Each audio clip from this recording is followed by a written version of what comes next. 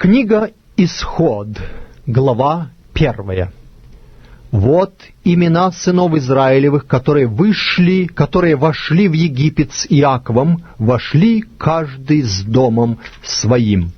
Рувим, Симеон, Левий и Иуда, Иссахар, Завулон и Вениамин, Дан и Нефалим, Гад и Ассир. Всех же душ, происшедших от чресл Иакова, было 70, а Иосиф был уже в Египте. И умер Иосиф, и все братья его, и весь род их. А сыны Израилевы расплодились и размножились, и возросли, и усилились чрезвычайно, и наполнилась ими земля та. И восстал в Египте новый царь, который не знал Иосифа, и сказал народу своему: «Вот народ сынов Израилевых многочислен и сильнее нас. Перехитрим же его, чтобы он не размножался, иначе, когда случится война, соединится он с нашими неприятелями и вооружится против нас, и выйдет из земли нашей». И поставили над ним начальников работ, чтобы изнуряли его тяжкими работами, и он построил фараону Пифом и Рамсес города для запасов. Но чем более изнуряли его, тем более он умножался, и тем более возрастал, так что опасались сынов Израилевых. И потому египтяне с жестокостью принуждали сынов Израилевых к работам и делали жизнь их горькою от тяжелой работы над глиною и кирпичами, и от всякой работы полевой, от всякой работы, которой принуждали их с жестокостью. Царь египетский повелел повивальным бабкам евреянок, из которых имя одной Шифра, а другой Фуа, и сказал: «Когда вы будете повивать у евреянок, то наблюдайте при родах. Если будет сын, то умерщвляйте его, а если дочь, то пусть живет». Но повивальные бабки боялись Бога и не делали так, как говорил им царь египетский, и оставляли детей в живых. Царь египетский призвал повивальных бабок и сказал им: «Для чего вы делаете такое дело, что оставляете детей в живых?» Повивальные бабки сказали фараону: «Еврейские женщины не так, как египетские, они здоровы, ибо прежде, нежели придет к ним повивальная бабка, они уже рождают». За это Бог делал добро повивальным бабкам, а народ умножался и очень усиливался. И так как повивальные бабки боялись Бога, то Он устроял дома их. Тогда фараон всему народу своему повелел, говоря: «Всякого новорожденного у евреев сына бросайте в реку, а всякую дочь оставляйте в живых».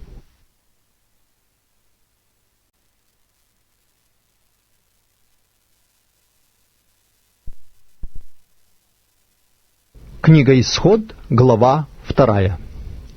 Некто из племени Левиина пошел и взял себе жену из того же племени. Жена зачала и родила сына, и, видя, что он очень красив, скрывала его 3 месяца. Но не могши долей скрывать его, взяла корзинку из тростника, осмолила ее асфальтом и смолою, и, положивши в нее младенца, поставила в тростнике у берега реки. А сестра его стала вдали наблюдать, что с ним будет.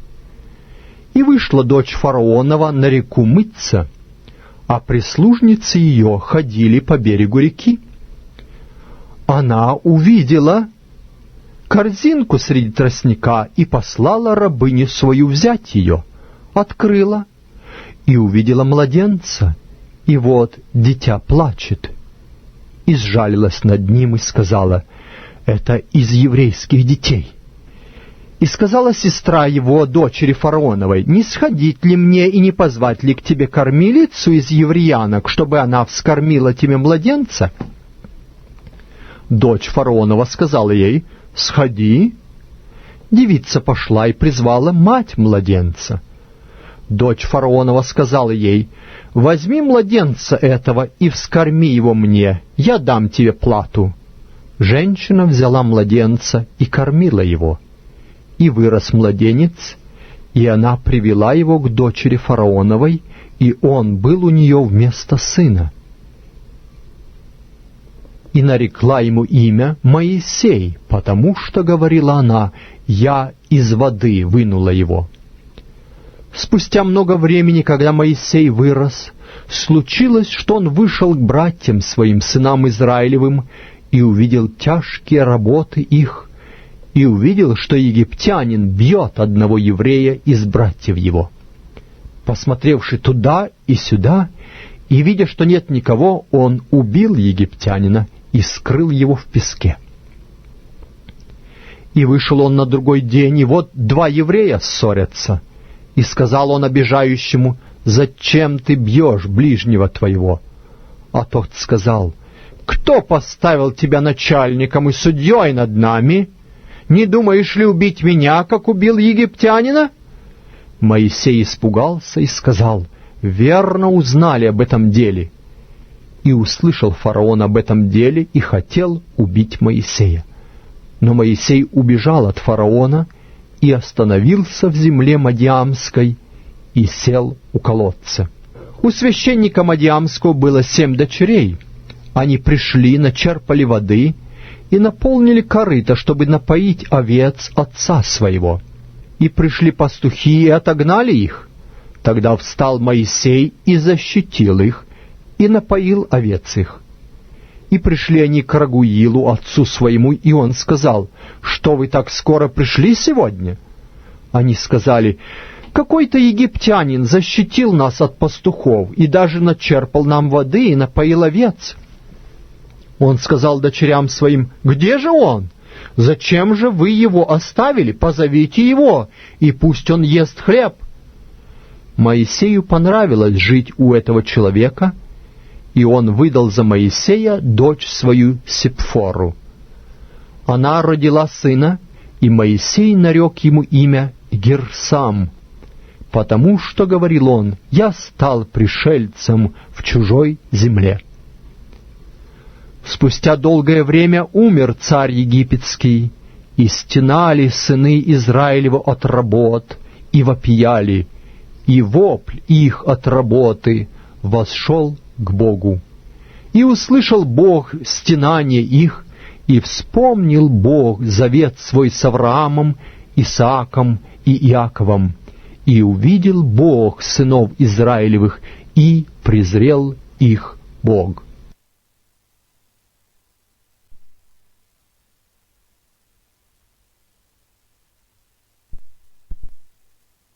Книга Исход, глава 3.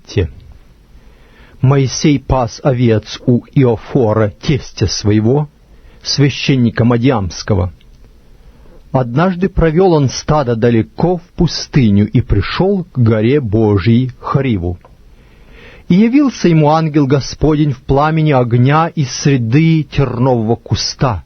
И увидел он, что терновый куст горит огнем, но куст не сгорает. Моисей сказал: «Пойду и посмотрю на это великое явление, отчего куст не сгорает». Господь увидел, что он идет смотреть, и воззвал к нему Бог из среды куста и сказал: «Моисей, Моисей!» Он сказал: «Вот я». И сказал Бог: «Не подходи сюда, сними обувь твою с ног твоих, ибо место, на котором ты стоишь, есть земля святая». И сказал: «Я Бог отца твоего, Бог Авраама, Бог Исаака и Бог Иакова».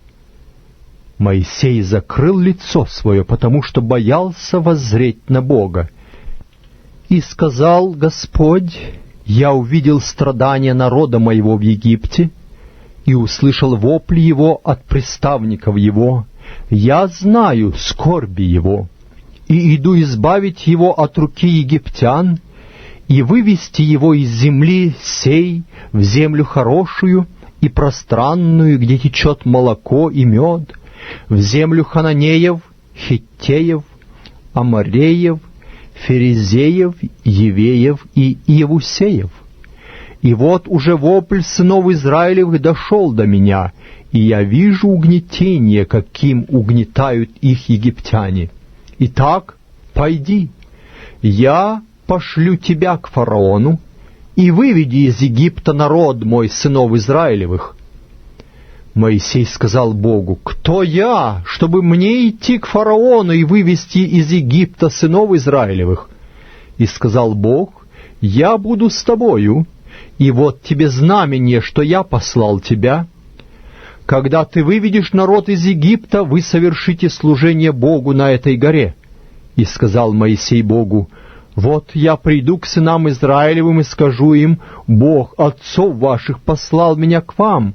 А они скажут мне: «Как ему имя? Что сказать мне им?» Бог сказал Моисею: «Я есмь сущий Иегова». И сказал: «Так скажи сынам Израилевым: сущий послал меня к вам».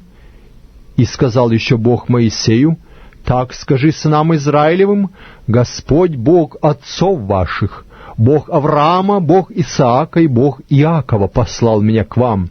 Вот имя мое навеки, и памятование о мне из рода в род. Пойди, собери старейшин Израилевых и скажи им: Господь Бог отцов ваших явился мне, Бог Авраама, Исаака и Иакова, и сказал: я посетил вас и увидел, что делается с вами в Египте, и сказал: я выведу вас от угнетения египетского в землю хананеев, хиттеев, амореев, ферезеев, евеев и иевусеев, в землю, где течет молоко и мед. И они послушают голоса твоего, и пойдешь ты и старейшины Израилевы к царю египетскому, и скажете ему: Господь Бог евреев призвал нас, и так отпусти нас в пустыню на 3 дня пути, чтобы принести жертву Господу Богу нашему. Но я знаю, что царь египетский не позволит вам идти, если не принудить его рукою крепкою.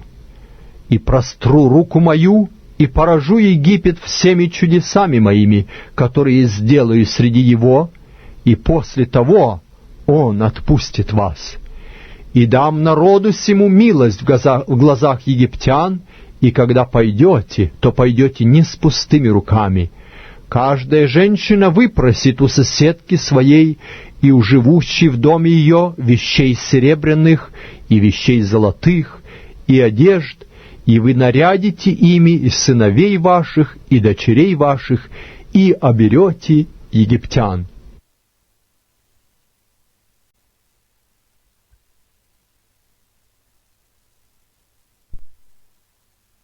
Книга Исход, глава 4. «И отвечал Моисей и сказал: а если они не поверят мне и не послушают голоса моего и скажут: не явился тебе Господь? И сказал ему Господь: что это у тебя в руке? Он отвечал: жезл. Господь сказал: брось его на землю. Он бросил его на землю, и жезл превратился в змея, и Моисей побежал от него. И сказал Господь Моисею: протяни руку твою и возьми его за хвост. Он протянул руку свою и взял его, и он стал жезлом в руке его. Это для того, чтобы поверили тебе, что явился тебе Господь Бог отцов их, Бог Авраама, Бог Исаака и Бог Иакова. Еще сказал ему Господь: положи руку твою к себе в пазуху. И он положил руку свою к себе в пазуху, вынул ее, и вот рука его побелела от проказы, как снег. Еще сказал: положи опять руку твою к себе в пазуху. И он положил руку свою к себе в пазуху, и вынул ее из пазухи своей, и вот она опять стала такой же, как тело его. Если они не поверят тебе и не послушают голоса первого знамения, то поверят голосу знамения другого. Если же не поверят и 2 сим знамениям, и не послушают голоса твоего, то возьми воды из реки и выли на сушу, и вода, взятая из реки, сделается кровью на суше». И сказал Моисей Господу: «О Господи, человек я неречистый, и таков был и вчера, и третьего дня, и когда ты начал говорить с рабом твоим, я тяжело говорю и косноязычен». Господь сказал: «Кто дал уста человеку? Кто делает немым или глухим, или зрячим, или слепым? Не я ли, Господь? Итак, пойди, и я буду при устах твоих, и научу тебя, что тебе говорить». Моисей сказал: «Господи, пошли другого, кого можешь послать». И возгорелся гнев Господень на Моисея, и он сказал: «Разве нет у тебя Аарона, брата левитянина? Я знаю, что он может говорить. И вот он выйдет навстречу тебе, и, увидев тебя, возрадуется в сердце своем. Ты будешь ему говорить и влагать слова в уста его, а я буду при устах твоих и при устах его, и буду учить вас, что вам делать. И будет говорить он вместо тебя к народу. И так он будет твоими устами, а ты будешь ему вместо Бога. И жезл этот возьми в руку твою, им ты будешь творить знамение». И пошел Моисей и возвратился к Иофору, тестю своему, и сказал ему: «Пойду я и возвращусь к братьям моим, которые в Египте, и посмотрю, живы ли еще они». И сказал Иофор Моисею: «Иди с миром». И сказал Господь Моисею в земле Мадиамской: «Пойди, возвратись в Египет, ибо умерли все, искавшие души твоей». И взял Моисей жену свою и сыновей своих, посадил их на осла и отправился в землю египетскую. И жезл Божий Моисей взял в руку свою.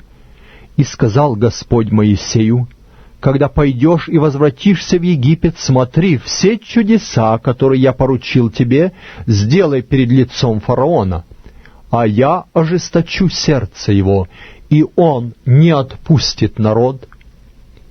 И скажи фараону: так говорит Господь: Израиль, сын мой, первенец мой, я говорю тебе, отпусти сына моего, чтобы он совершил мне служение, а если не отпустишь его, то вот я убью сына твоего, первенца твоего». Дорогою на ночлеге случилось, что встретил его Господь и хотел умертвить его. Тогда Сепфора, взявши каменный нож, обрезала крайнюю плоть сына своего и, бросив к ногам его, сказала: «Ты жених крови у меня». И отошел от него Господь. Тогда сказала она: «Жених крови по обрезанию». И Господь сказал Аарону: «Пойди навстречу Моисею в пустыне». И он пошел и встретился с ним при горе Божией, и поцеловал его. И пересказал Моисей Аарону все слова Господа, который его послал, и все знамения, которые он заповедал. И пошел Моисей с Аароном, и собрали они всех старейшин сынов Израилевых, и пересказал Аарон все слова, которые говорил Господь Моисею, и сделал Моисей знамение перед глазами народа. И поверил народ. И услышали, что Господь посетил сынов Израилевых, и увидел страдания их, и преклонились они, и поклонились.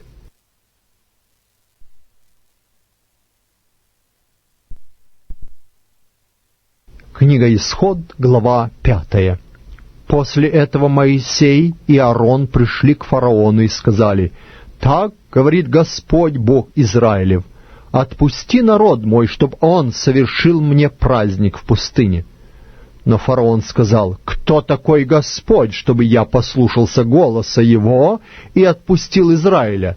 Я не знаю Господа, и Израиля не отпущу». Они сказали: «Бог евреев призвал нас. Отпусти нас в пустыню на 3 дня пути, принести жертву Господу Богу нашему, чтобы Он не поразил нас язвою или мечом». И сказал им царь египетский: «Для чего вы, Моисей и Аарон, отвлекаете народ от дел его? Ступайте на свою работу». И сказал фараон: «Вот народ в земле сей многочислен, и вы отвлекаете его от работ его». И в тот же день фараон дал повеление приставникам над народом и надзирателям, говоря: «Не давайте впредь народу соломы для делания кирпича, как вчера и третьего дня. Пусть они сами ходят и собирают себе солому. А кирпичей наложите на них тоже урочное число, какое они делали вчера и третьего дня, и не убавляйте. Они праздны, потому и кричат: пойдем принесем жертву Богу нашему. Дать им больше работы, чтоб они работали и не занимались пустыми речами».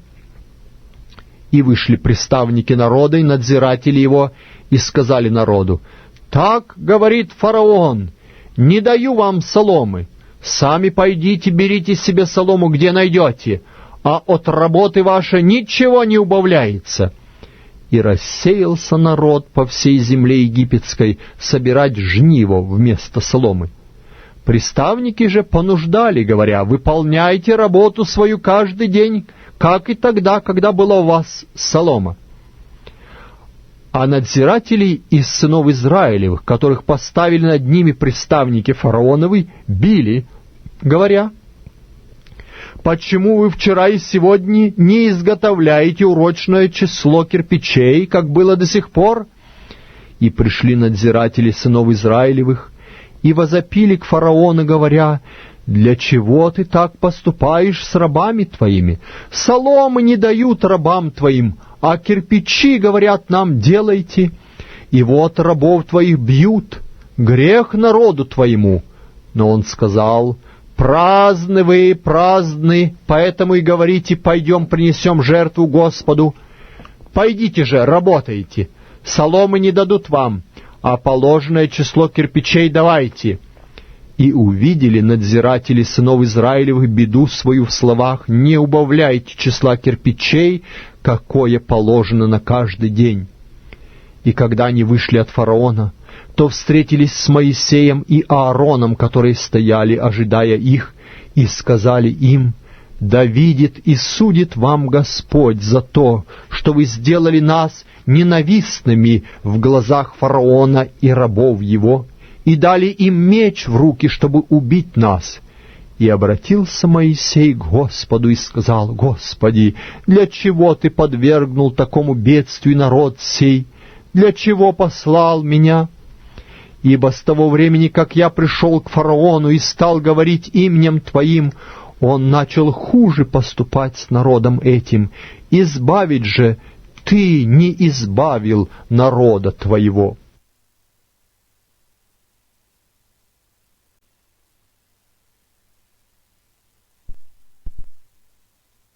Я читаю книгу «Исход», главу 6. «И сказал Господь Моисею: теперь увидишь ты, что я сделаю с фараоном. По действии руки крепкой он отпустит их, по действии руки крепкой даже выгонит их из земли своей». И говорил Бог Моисею и сказал ему: «Я Господь.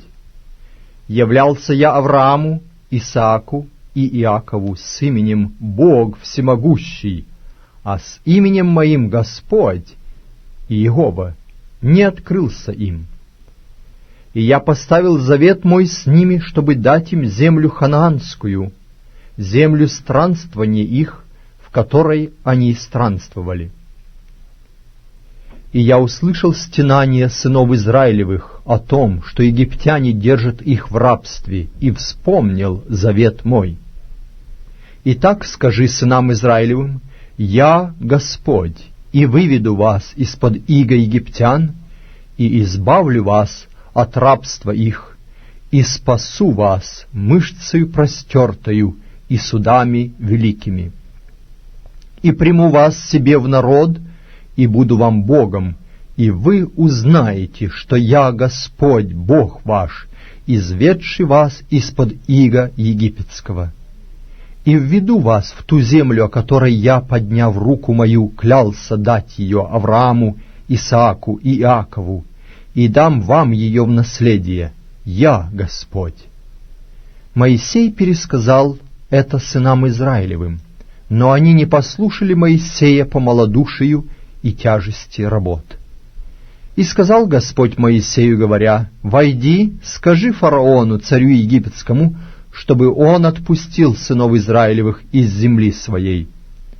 И сказал Моисей пред Господом, говоря: «Вот сыны Израилевы не слушают меня, как же послушает меня фараон, а я не словесен?»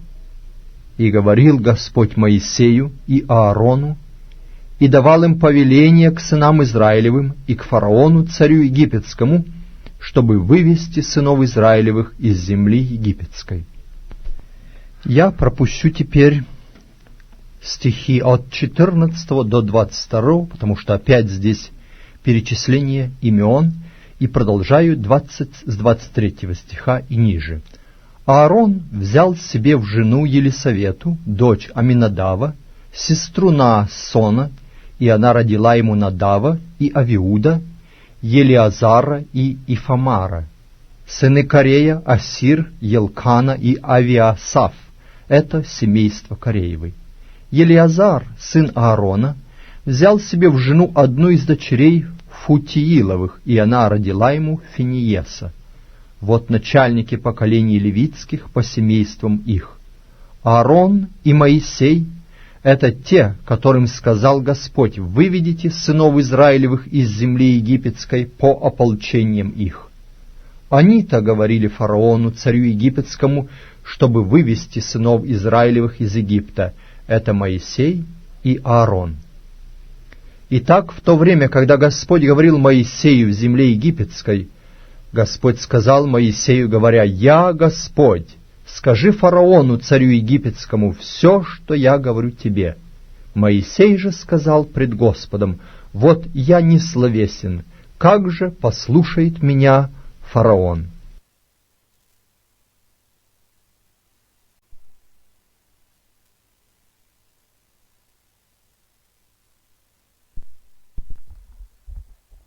Книга Исход, глава 7.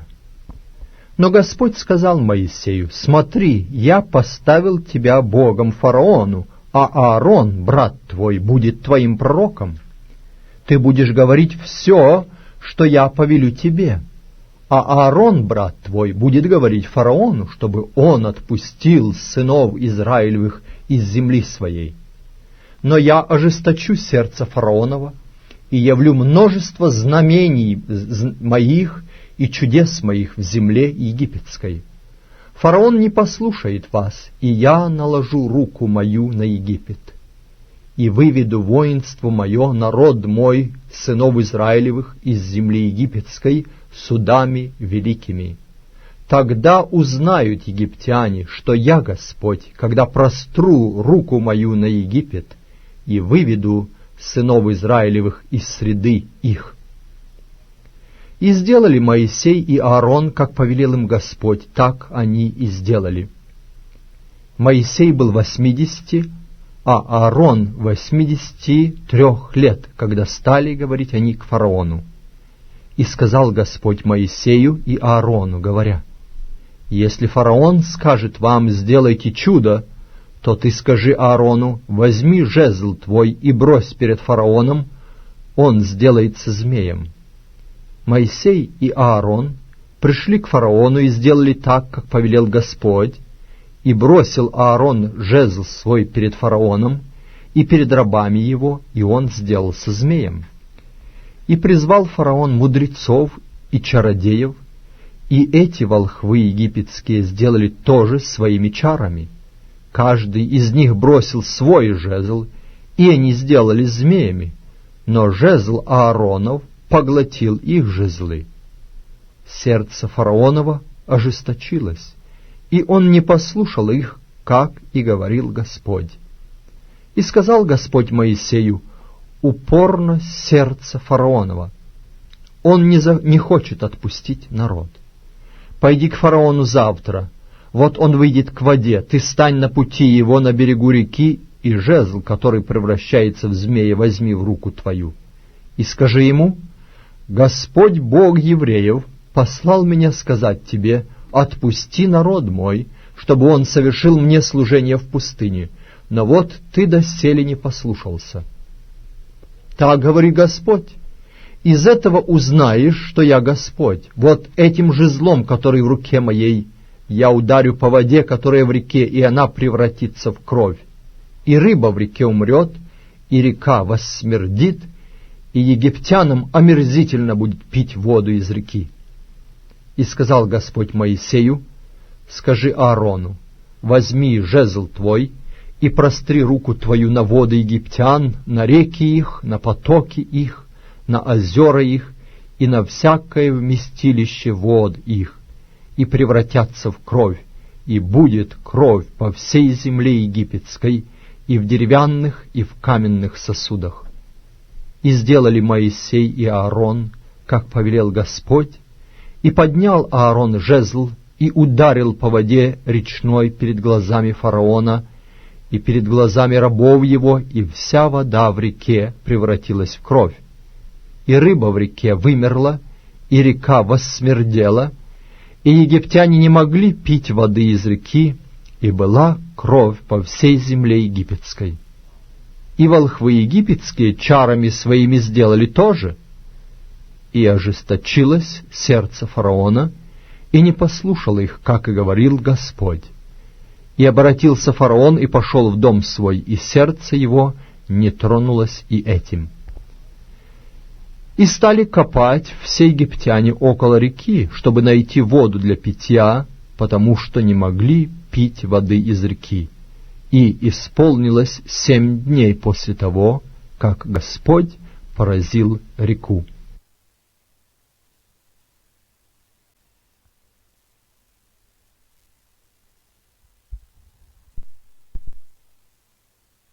Книга Исход, глава 8.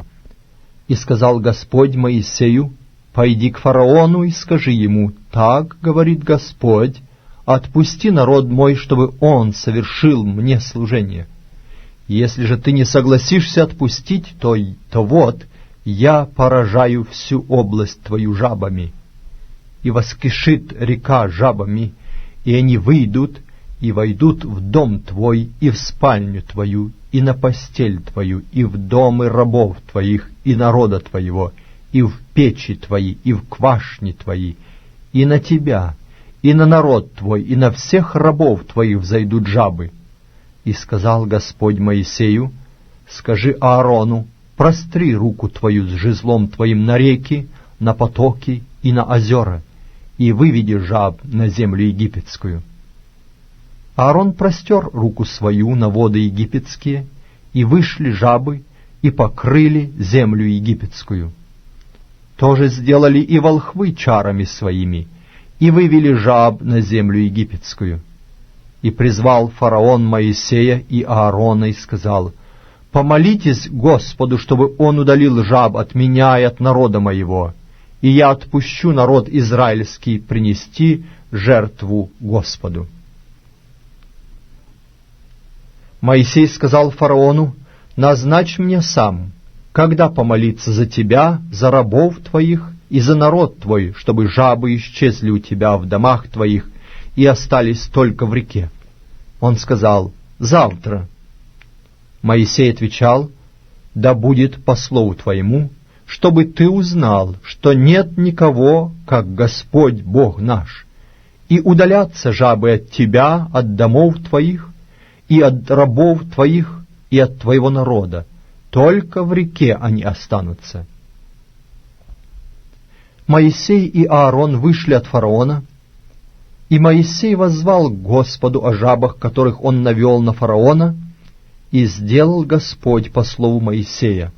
Жабы вымерли в домах, на дворах и на полях, и собрали их в груды, и воссмердела земля.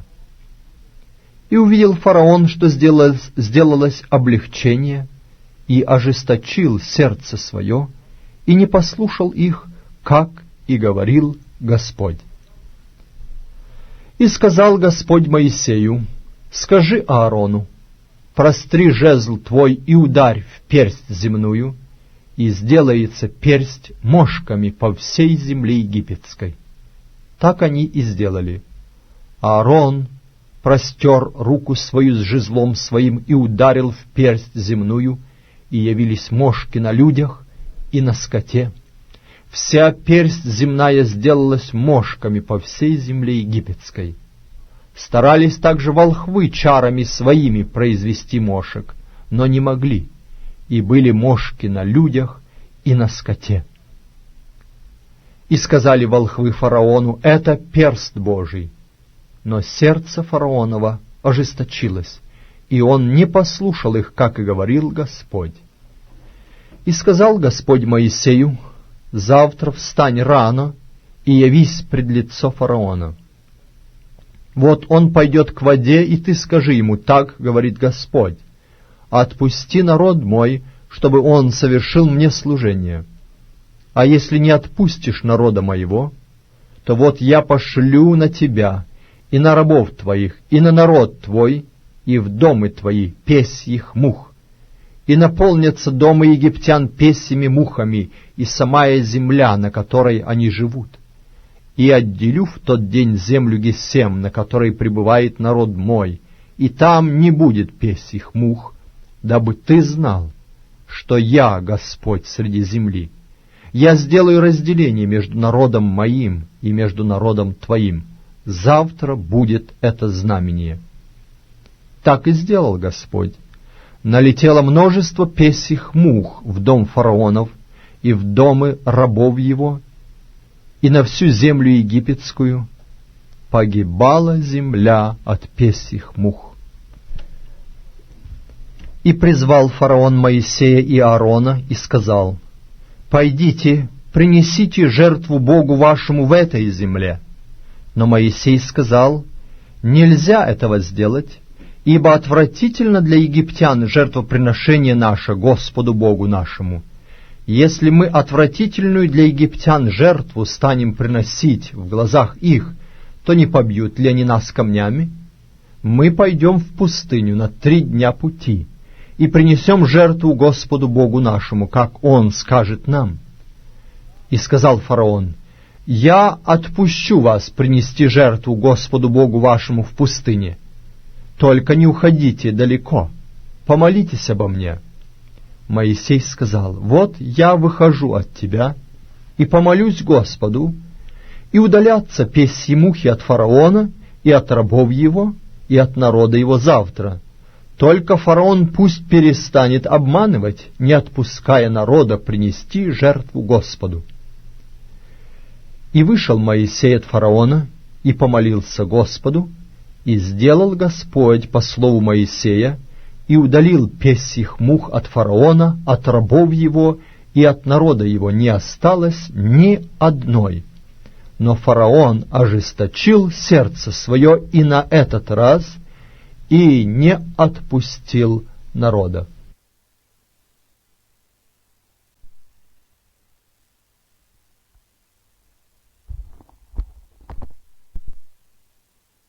Книга Исход, глава 9. «И сказал Господь Моисею: пойди к фараону и скажи ему: так говорит Господь, Бог евреев: отпусти народ мой, чтобы он совершил мне служение. Ибо если ты не захочешь отпустить и еще будешь удерживать его, то вот рука Господня будет на скоте твоем, который в поле, на конях, на ослах, на верблюдах, на волах и овцах, будет моровая язва весьма тяжкая. И разделит Господь между скотом израильским и скотом египетским, и из всего скота сынов Израилевых не умрет ничего.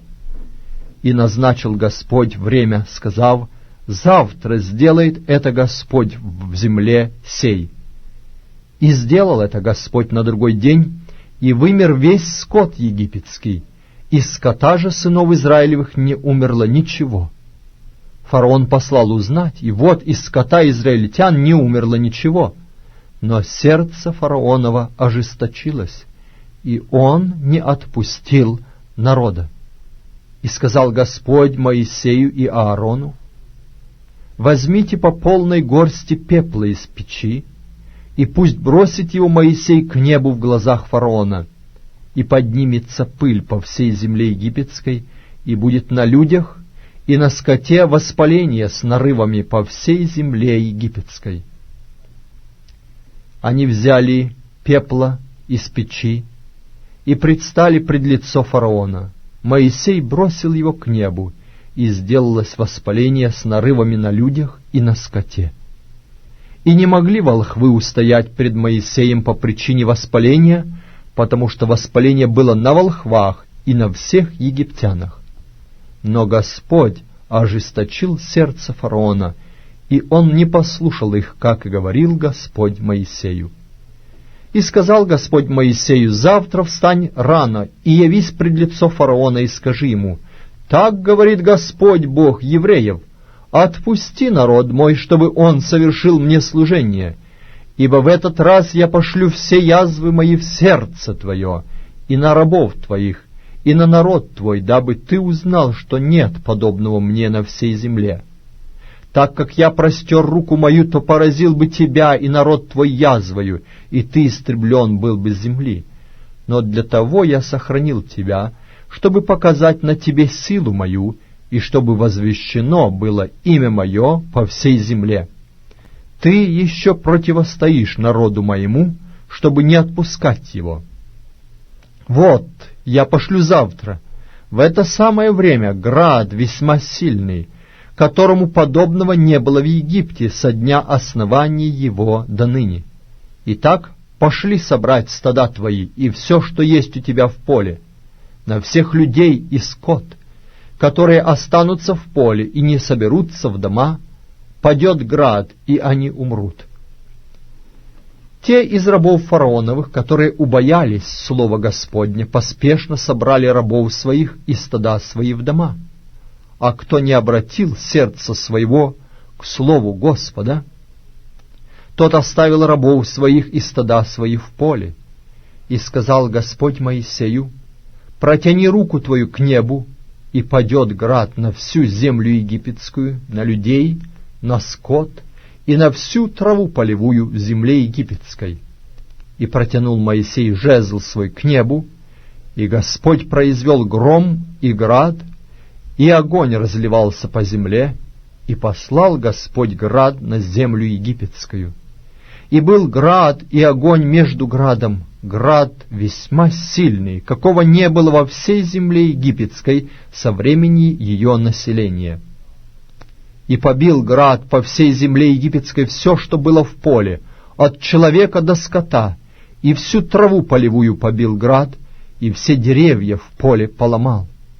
Только в земле Гесем, где жили сыны Израилевы, не было града. И послал фараон, и призвал Моисея и Аарона, и сказал им: «На этот раз я согрешил, Господь праведен, а я и народ мой виновны.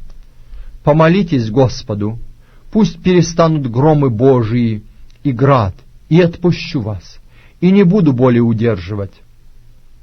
Моисей сказал ему: «Как скоро я выйду из города, простру руки мои к Господу, громы прекратятся, и града более не будет, дабы ты узнал, что Господня земля. Но я знаю, что ты и рабы твои еще не убоитесь Господа Бога». Лен и ячмень были побиты, потому что ячмень выколосился, а лен осеменился. А пшеница и полба не побиты, потому что они были поздние. И вышел Моисей от фараона из города, и простер руки свои к Господу, и прекратились гром и град, и дождь перестал литься на землю. И увидел фараон, что перестал дождь и град и гром, и продолжал грешить, и отягчил сердце свое сам и рабы его. И ожесточилось сердце фараона, и он не отпустил сынов Израилевых, как и говорил Господь через Моисея.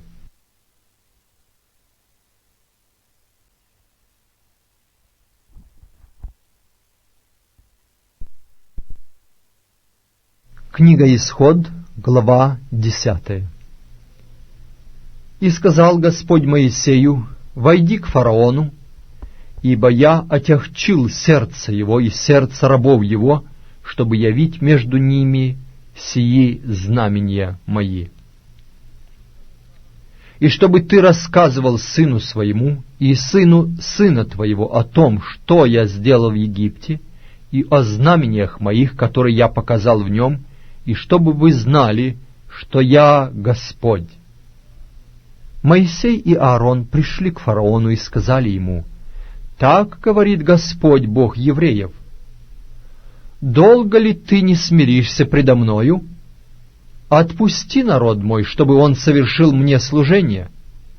А если ты не отпустишь народа моего, то вот завтра я наведу саранчу на твою область. Она покроет лицо земли так, что нельзя будет видеть земли, и поест у вас оставшиеся, уцелевшие от града. Объест также все деревья, растущие у вас в поле, и наполнит дома твои, дома всех рабов твоих и дома всех египтян, чего не видали отцы твои, ни отцы отцов твоих со дня, как живут на земле, даже до этого дня». Моисей обратился и вышел от фараона. Тогда рабы фараоновы сказали ему: «Долго ли он будет мучить нас? Отпусти этих людей, пусть они совершат служение Господу Богу твоему. Неужели ты еще не видишь, что Египет гибнет?» И возвратили Моисея и Аарона к фараону. И фараон сказал им: «Пойдите, совершите служение Господу Богу вашему. Кто же и кто пойдет?» И сказал Моисей: «Пойдем с малолетними нашими и стариками нашими, с сыновьями нашими и дочерями нашими, и с овцами нашими, и с волами нашими пойдем, ибо у нас праздник Господу». Фараон сказал им: «Пусть будет так, Господь с вами, я готов отпустить вас. Но зачем с детьми? Видите, у вас худое намерение. Нет, пойдите одни мужчины и совершите служение Господу, так как вы этого просили». И выгнали их от фараона. Тогда Господь сказал Моисею: «Протяни руку твою на землю египетскую, и пусть нападет саранча на землю египетскую и поест всю траву земную и все, что уцелело от града». И простер Моисей жезл свой на землю египетскую, и Господь навел на сию землю восточный ветер, продолжавшийся весь тот день и всю ночь. Настало утро, и восточный ветер нанес саранчу. И напала саранча на всю землю египетскую, и легла по всей земле, по всей стране египетской в великом множестве. Прежде не бывало такой саранчи, и после этого не будет такой. Она покрыла лицо всей земли, так что земли не было видно, и поела всю траву земную и все плоды древесные, уцелевшие от града, и не осталось никакой зелени ни на деревьях, ни на траве полевой во всей земле египетской. Фараон поспешно призвал Моисея и Аарона и сказал: «Согрешил я перед Господом Богом вашим и пред вами. Теперь простите грех мой еще раз, и помолитесь Господу Богу вашему, чтобы Он только отвратил от меня смерть сию». Моисей вышел от фараона и помолился Господу. И воздвигнул Господь с противной стороны западной весьма сильный ветер, и он понес саранчу и бросил ее в Черное море. Не осталось ни одной саранчи во всей стране египетской. Но Господь ожесточил сердце фараона, и он не отпустил сынов Израилевых. И сказал Господь Моисею: «Протяни руку твою к небу, и будет тьма на земле египетской, осязаемая тьма». Моисей протянул руку свою к небу, и была густая тьма по всей земле египетской 3 дня. Не видели друг друга, и никто не вставал с места своего 3 дня. У всех же сынов Израилевых был свет в жилищах их. Фараон призвал Моисея и сказал: «Пойдите, совершите служение Господу. Пусть только останется мелкий и крупный скот ваш, а дети пусть идут с вами». Но Моисей сказал: «Дай также в руки наши жертвы и всесожжения, чтобы принести Господу Богу нашему. Пусть пойдут и стада наши с нами, не останется ни копыта, ибо из них мы возьмем на жертву Господу Богу нашему. Но доколе придем туда, мы не знаем, что принести в жертву Господу». И ожесточил Господь сердце фараона, и он не захотел отпустить их. И сказал ему фараон: «Пойди от меня, берегись, не являйся больше пред лицо мое. В тот день, когда ты увидишь лицо мое, умрешь». И сказал Моисей: «Как сказал ты, так и будет.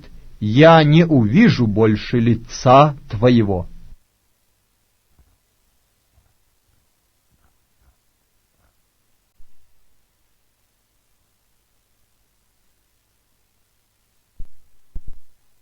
Я читаю книгу «Исход», главу 11.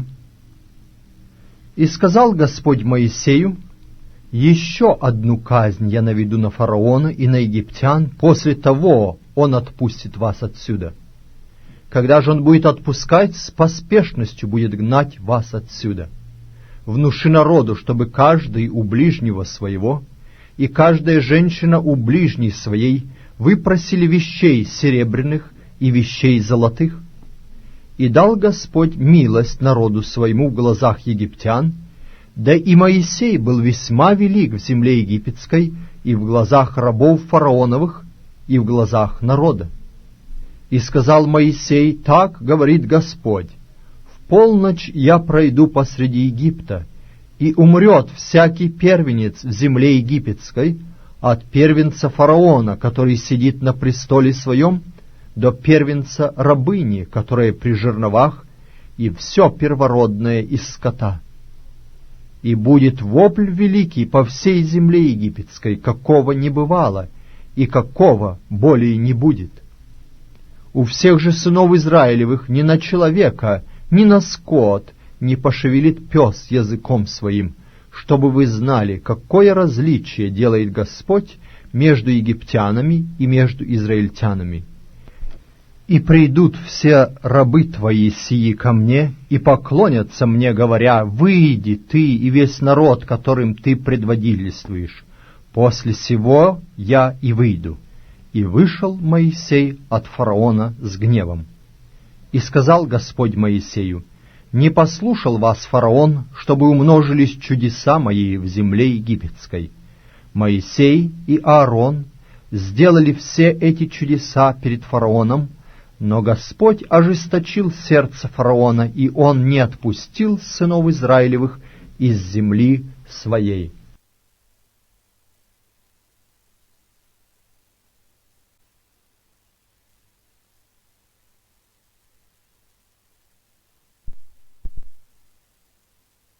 Книга «Исход», глава 12. «И сказал Господь Моисею и Аарону в земле египетской, говоря: месяц этот да будет у вас началом месяцев, первый да будет он у вас между месяцами года. Скажите всему обществу израильтян: в 10-й день этого месяца пусть возьмут себе каждый одного агнца по семействам, по агнцу на семейство. А если семейство так мало, что не съест агнца, то пусть возьмет с соседом своим, ближайшим к дому своему, по числу душ, по той мере, сколько каждый съест, расчислитесь на агнца. Агнец у вас должен быть без порока, мужского пола, однолетний. Возьмите его от овец или от коз, и пусть он хранится у вас до 14-го дня этого месяца. Тогда пусть заколет его все собрание общества израильского вечером. И пусть возьмут от крови его и помажут на обоих косяках и на перекладине дверей в домах, где будут есть его. Пусть съедят мясо его в эту самую ночь, испеченное на огне, с пресным хлебом и с горькими травами пусть съедят его. Не ешьте от него недопеченного или сваренного в воде, но ешьте испеченное на огне, голову с ногами и внутренностями. Не оставляйте от него до утра, но оставшиеся от него до утра сожгите на огне. Ешьте же его так. Пусть будут чресла ваши припоясаны, обувь ваша на ногах ваших и посохи ваши в руках ваших, и ешьте его с поспешностью. Это Пасха Господня. А я в эту самую ночь пройду по земле египетской и поражу всякого первенца в земле египетской, от человека до скота, и над всеми богами египетскими произведу суд. Я Господь. И будет у вас кровь знамением на домах, где вы находитесь, и увижу кровь, и пройду мимо вас, и не будет между вами язвы губительной, когда буду поражать землю египетскую. И да будет вам день этот памятен, и празднуйте вон и праздник Господу во все роды ваши, как установление вечное празднуйте его. 7 дней ешьте пресный хлеб, с самого первого дня уничтожьте квасное в домах ваших, ибо кто будет есть квасное с первого дня до 7 дня, душа та истреблена будет из среды Израиля. И в первый день да будет у вас священное собрание, и в 7 день священное собрание. Никакой работы не должно делать в них, только что есть каждому одно, то можно делать вам. Наблюдайте о пресноке, ибо в этот самый день я вывел ополчение ваше из земли египетской, и наблюдайте день этот в роды ваши, как установление вечное. С 14 дня 1 месяца с вечера ешьте пресный хлеб до вечера 21 дня того же месяца. 7 дней не должно быть закваски в домах ваших, ибо кто будет есть квасное, душа та истреблена будет из общества израильтян. Пришлец ли то, или природный житель земли той, ничего квасного не ешьте, во всяком местопребывании вашем ешьте пресный хлеб. И созвал Моисей всех старейшин Израилевых и сказал им: выберите и возьмите себе агнцев по семействам вашим, и заколите Пасху, и возьмите пучок из сопа, и обмочите в кровь, которая в сосуде, и помажьте перекладину и оба косяка дверей кровью, которая в сосуде, а вы никто не выходите за двери дома своего до утра. И пойдет Господь поражать Египет, и увидит кровь на перекладине и на обоих косяках, и пройдет Господь мимо дверей, и не попустит губителю войти в дома ваши для поражения. Храните это как закон для себя и для сынов своих навеки. Когда войдете в землю, которую Господь даст вам, как Он говорил, соблюдайте это служение. И когда скажут вам дети ваши, что это за служение, скажите: это пасхальная жертва Господу, который прошел мимо домов сынов Израилевых в Египте, когда поражал египтян, и дома наши избавил. И преклонился народ, и поклонился. И пошли сыны Израилевы и сделали, как повелел Господь Моисею и Аарону, так и сделали.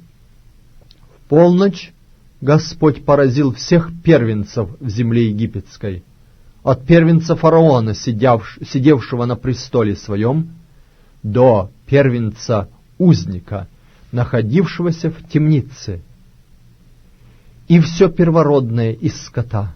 И встал фараон ночью сам, и все рабы его, и весь Египет, и сделался великий вопль в земле египетской, ибо не было дома, где не было бы мертвеца. И призвал фараон Моисея и Аарона ночью и сказал: встаньте, выйдите из среды народа моего, как вы, так и сыны Израилевы, и пойдите, совершите служение Господу, как говорили вы, и мелкий, и крупный скот ваш возьмите, как вы говорили, и пойдите, и благословите меня. И понуждали египтяне народ, чтобы скорее выслать его из земли той, ибо говорили они: мы все помрем. И понес народ тесто свое прежде, нежели оно вскисло, квашни их, завязанные в одеждах их, были на плечах их. И сделали сыны Израилевы по слову Моисея, и просили у египтян вещей серебряных и вещей золотых и одежд. Господь же дал милость народу своему в глазах египтян, и они давали ему, и обобрал он египтян. И отправились сыны Израилевы из Рамсеса в Сокхов до 600 тысяч пеших мужчин, кроме детей. И множество разноплеменных людей вышли с ними, и мелкий, и крупный скот, стадо весьма большое. И испекли они из теста, которое вынесли из Египта, пресные лепешки, ибо оно еще не вскисло, потому что они выгнаны были из Египта и не могли медлить, и даже пищи не приготовили себе на дорогу. Времени же, в которое сыны Израилевы обитали в Египте, было 430 лет. По прошествии 430 лет в этот самый день вышло все ополчение Господне из земли египетской ночью. Это ночь бдения Господу за изведение их из земли египетской. Это самая ночь бдения Господу у всех сынов Израилевых в роды их. И сказал Господь Моисею и Аарону: вот устав Пасхи. Никакой иноплеменник не должен есть ее, а всякий раб, купленный за серебро, когда обрежешь его, может есть ее. Поселенец и наемник не должен есть ее. В одном доме должно есть ее, не выносите мясо вон из дома, и костей ее не сокрушайте. Все общество Израиля должно совершать ее. Если же поселится у тебя пришлец и захочет совершить Пасху Господню, то обрежь у него всех мужского пола, и тогда пусть он приступит к совершению ее и будет как природный житель земли, а никакой необрезанный не должен есть ее. Один закон да будет и для природного жителя, и для пришельца, поселившегося между вами. И сделали все сыны Израилевы, как повелел Господь Моисею и Аарону, так и сделали. В этот самый день Господь вывел сынов Израилевых из земли египетской по ополчениям их.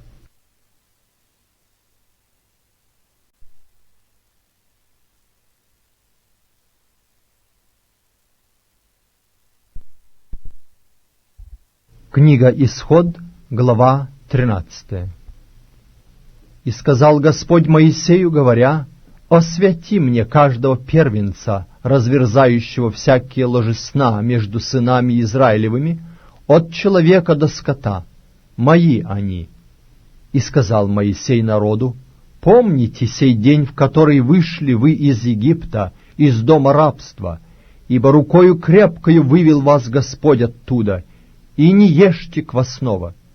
Сегодня выходите вы в месяце Авиве. И когда введет тебя Господь в землю Хананеев, и Хиттеев, и Амореев, и Евеев, и Иевусеев, о которой клялся он отцам твоим, что даст тебе землю, где течет молоко и мед, то совершай это служение в этом месяце. 7 дней ешь пресный хлеб, и в 7-й день праздник Господу. Пресный хлеб должно есть 7 дней, и не должно находиться у тебя квасного хлеба, и не должно находиться у тебя квасного во всех пределах твоих. И объявив тот день сыну твоему, говоря: это ради того, что Господь сделал со мною, когда я вышел из Египта, и да будет тебе это знаком на руке твоей и памятником пред глазами твоими, чтобы закон Господень был в устах твоих, ибо рукою крепкою вывел тебя Господь из Египта. Исполняй же устав этот в назначенное время из года в год. И когда введет тебя Господь в землю ханаанскую, как Он клялся тебе и отцам твоим, и даст ее тебе, отделяй Господу все разверзающее ложе сна, и все первородное из скота, какое у тебя будет мужского пола, Господу. А всякого из ослов, разверзающего заменяй агнцем, а если не заменишь, выкупи его, и каждого первенца человеческого из сынов твоих выкупай. И когда после спросит тебя сын твой, говоря, что это, то скажи ему: рукою крепкою вывел нас Господь из Египта, из дома рабства. Ибо когда фараон упорствовал отпустить нас, Господь умертвил всех первенцев в земле египетской, от первенца человеческого до первенца из скота. Посему я и приношу в жертву Господу все, разверзающее ложесна мужского пола, а всякого первенца из сынов моих выкупаю. И да будет это знаком на руке твоей и вместо повязки над глазами твоими, ибо рукою крепкою Господь вывел нас из Египта. Когда же фараон отпустил народ, Бог не повел его по дороге земли филистимской, потому что она близка. Ибо сказал Бог, чтобы не раскаялся народ, увидев войну, и не возвратился в Египет. И обвел Бог народ дорогою пустынною к Черному морю. И вышли сыны Израилевы, вооруженные из земли египетской. И взял Моисей с собою кости Иосифа, ибо Иосиф клятвою заклял сынов Израилевых, сказав: «Посетит вас Бог, и вы с собою вынесете кости мои отсюда». И двинулись сыны Израилевы из Сокхофа, и расположились станом в Ефаме, в конце пустыни. Господь же шел пред ними днем в столпе облачном, показывая им путь, а ночью в столпе огненном, светя им, чтобы идти им и днем, и ночью. Не отлучался столб облачный днем и столб огненный ночью от лица народа.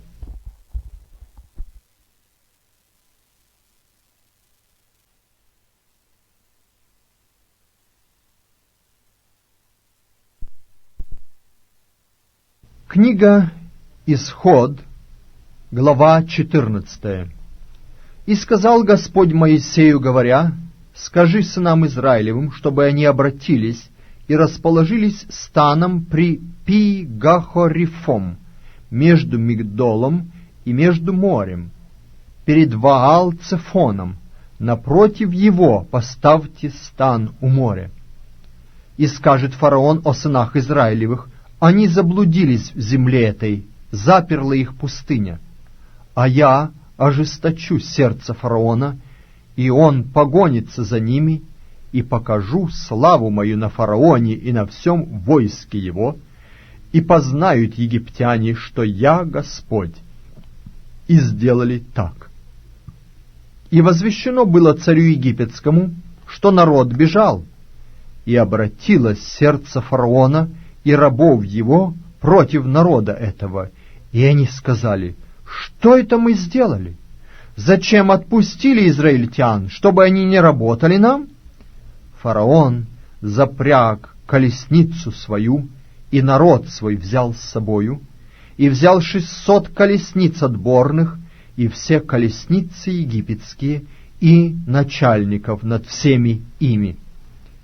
И ожесточил Господь сердце фараона, царя египетского, и он погнался за сынами Израилевыми. Сыны же Израилевы шли под рукою высокою.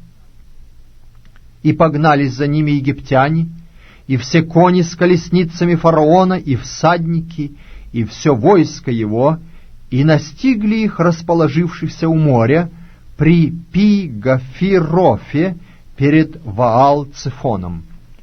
Фараон приблизился, и сыны Израилевы оглянулись, и вот египтяне идут за ними, и очень устрашились, и возопили сыны Израилевы Господу, и сказали Моисею: «Разве нет гробов в Египте, что ты привел нас умирать в пустыне?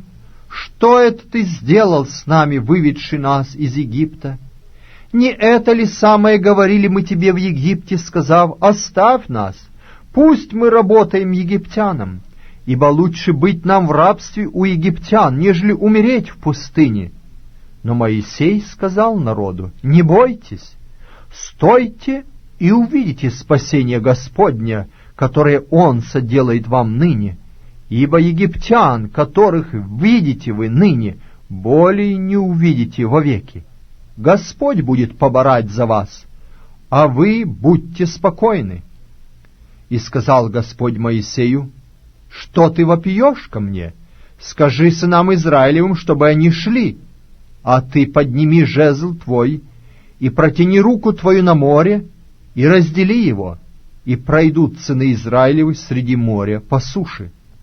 Я же ожесточу сердце египтян, и они пойдут вслед за вами, и покажу славу мою на фараоне, на всем войске его, на колесницах его и на всадниках его, и узнают египтяне, что я Господь, когда покажу славу мою на фараоне, на колесницах его и на всадниках его».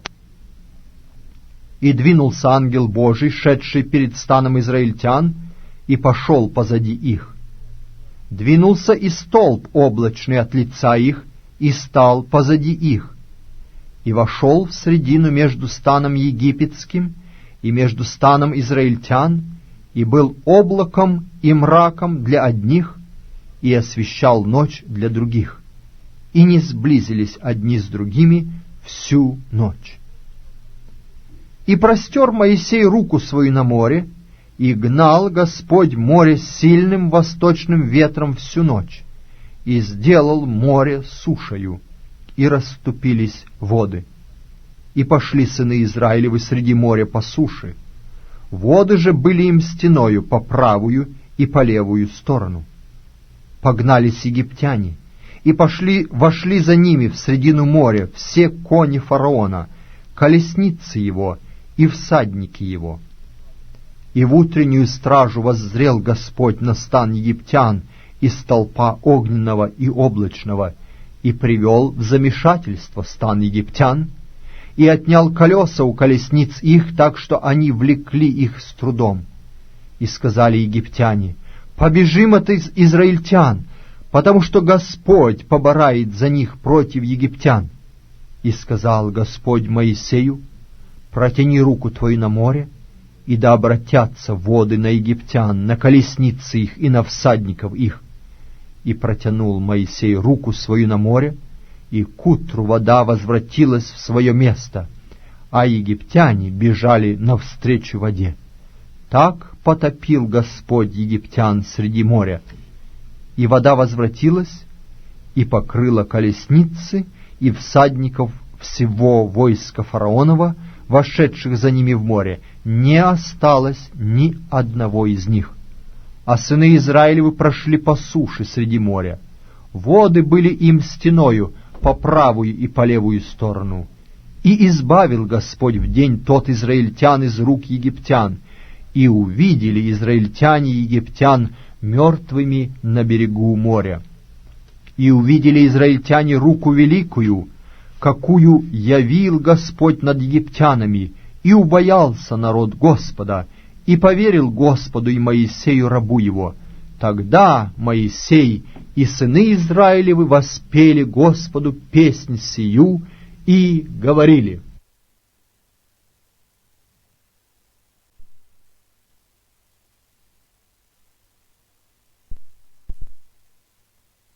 Исход, глава 15. «Пою Господу, ибо Он высоко превознесся, коня и всадника его ввергнул в море.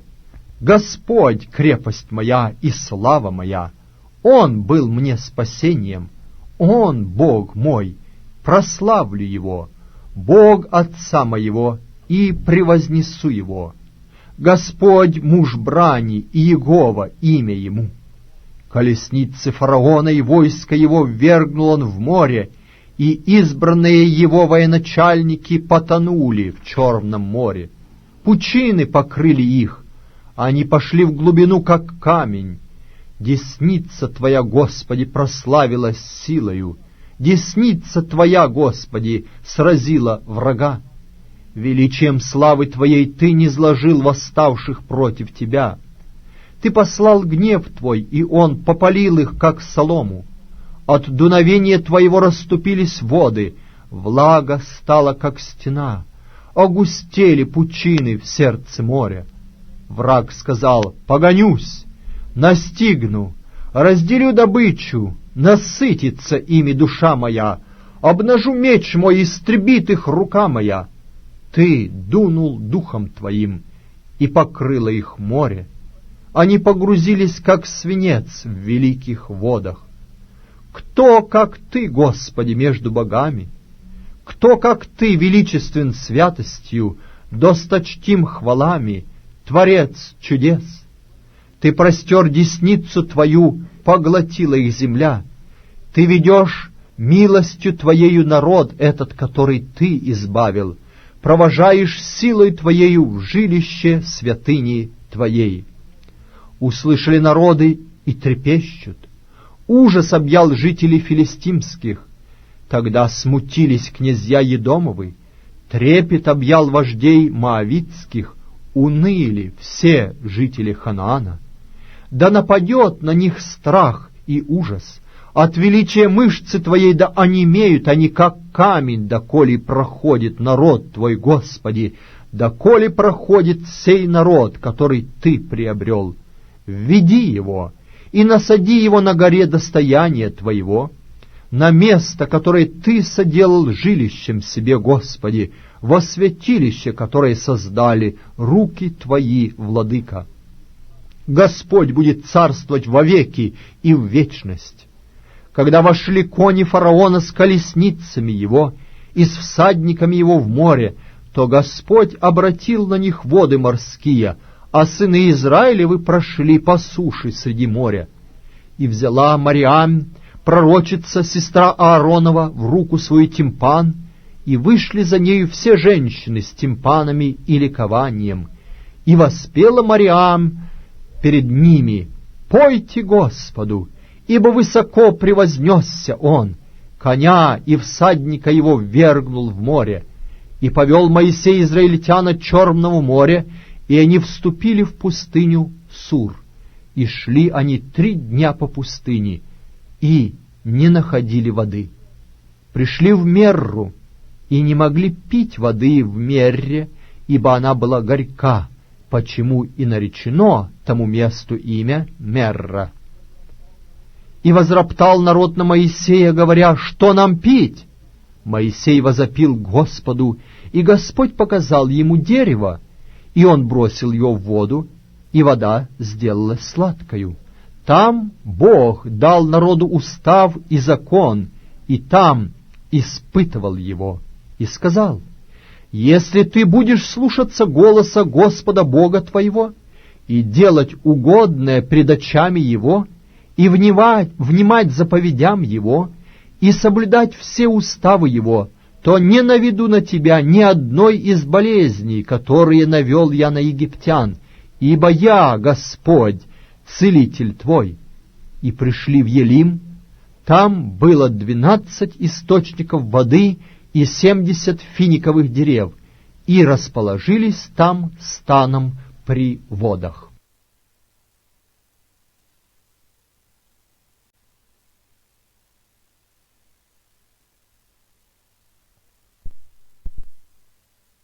Книга Исход, глава 16. «И двинулись из Елима, и пришло все общество сынов Израилевых в пустыню Син, что между Елимом и между Синаем, в 15-й день 2-го месяца по выходе их из земли египетской. И возроптало все общество сынов Израилевых на Моисея и Аарона в пустыне, и сказали им сыны Израилевы: «О, если бы мы умерли от руки Господней в земле египетской, когда мы сидели у котлов с мясом, когда мы ели хлеб досыта, ибо вывели вы нас в эту пустыню, чтобы все собрание это уморить голодом». И сказал Господь Моисею: «Вот я одождю вам хлеб с неба, и пусть народ выходит и собирает ежедневно, сколько нужно на день, чтобы мне испытать его, будет ли он поступать по закону моему или нет. А в 6-й день пусть заготовляют, что принесут, и будет вдвое против того, поскольку собирают в прочие дни». И сказали Моисей и Аарон всему обществу сынов Израилевых: «Вечером узнаете вы, что Господь вывел вас из земли египетской, и утром увидите славу Господню, ибо услышал Он ропот ваш на Господа. А мы что такое, что ропщете на нас?» И сказал Моисей: «Узнаете, когда Господь вечером даст вам мясо в пищу, а утром хлеба досыта. Ибо Господь услышал ропот ваш, который вы подняли против Него. А мы что? Не на нас ропот ваш, но на Господа». И сказал Моисей Аарону: «Скажи всему обществу сынов Израилевых: предстаньте пред лицо Господа, ибо Он услышал ропот ваш». И когда говорил Аарон ко всему обществу сынов Израилевых, то они оглянулись к пустыне, и вот слава Господня явилась в облаке.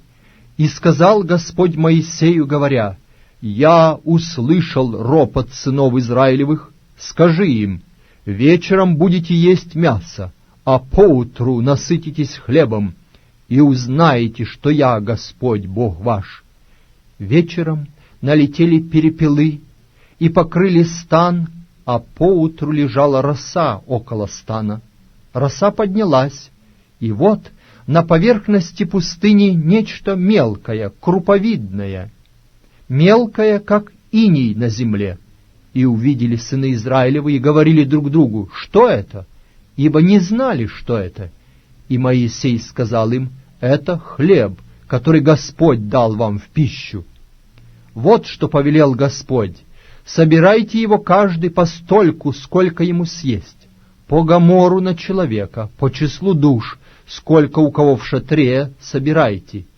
И сделали так сыны Израилевы, и собрали кто много, кто мало.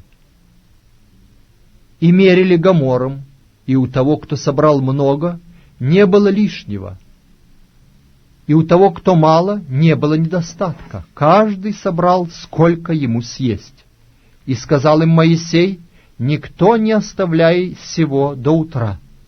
Но они не послушали Моисея и оставили от всего некоторое до утра, и завелись черви, и оно воссмердело, и разгневался на них Моисей. И собирали его рано поутру, каждый столько, сколько ему съесть. Когда же обогревало солнце, оно таяло. В 6-й же день собрали хлеба вдвое, по 2 гомора на каждого. И пришли все начальники общества и донесли Моисею, и он сказал им: «Вот что сказал Господь: завтра покой, святая суббота Господня.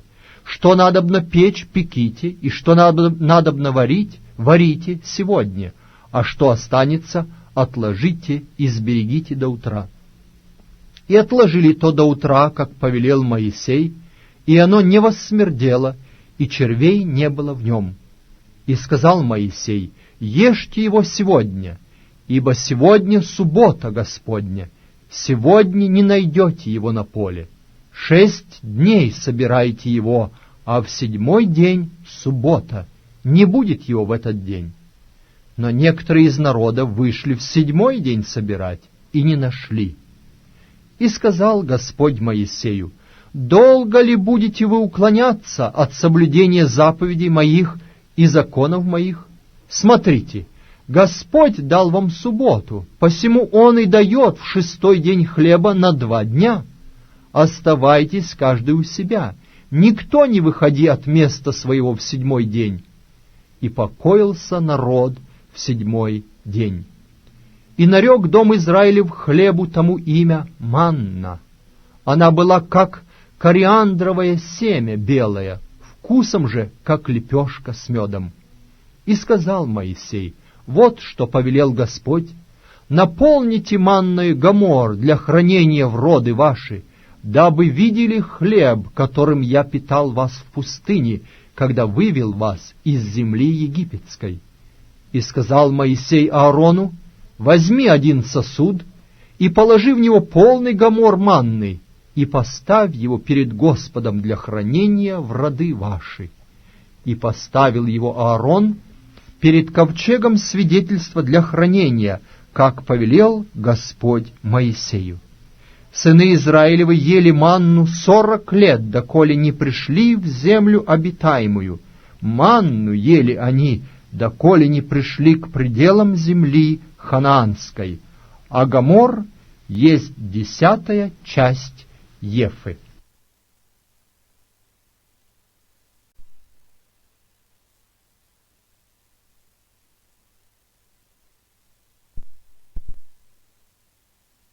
Исход, глава 17.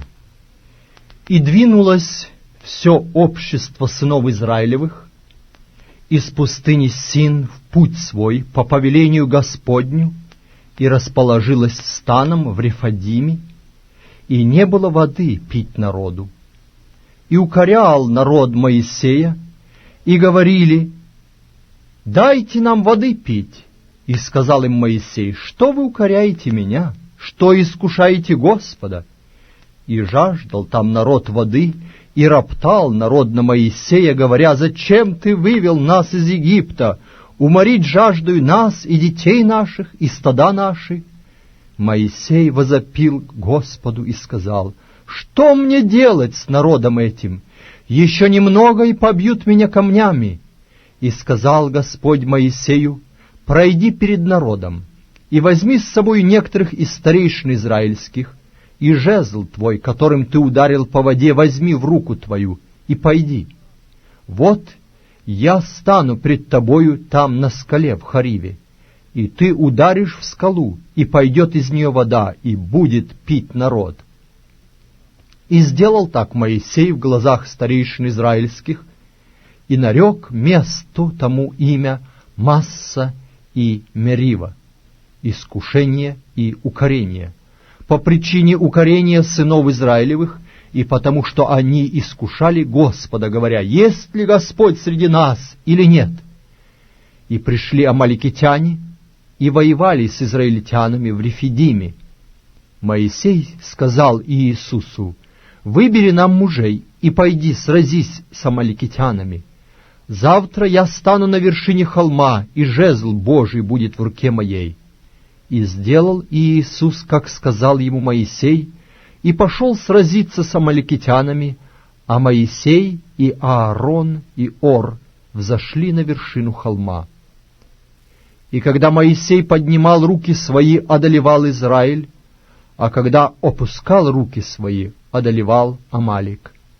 Но руки Моисеевы отяжелели, и тогда взяли камень и подложили под него, и он сел на нем. Аарон же и Ор поддерживали руки его, один с одной, а другой с другой стороны, и были руки его подняты до захождения солнца. И низложил Иисус Амалика и народ его острием меча. И сказал Господь Моисею: «Напиши это для памяти в книгу, и внуши Иисусу, что я совершенно изглажу память амаликитян из Поднебесной». И устроил Моисей жертвенник, и нарек ему имя Иегова Нисси, Господь знамя мое. Ибо, сказал он, рука на престоле Господа, брань у Господа против Амалика из рода в род.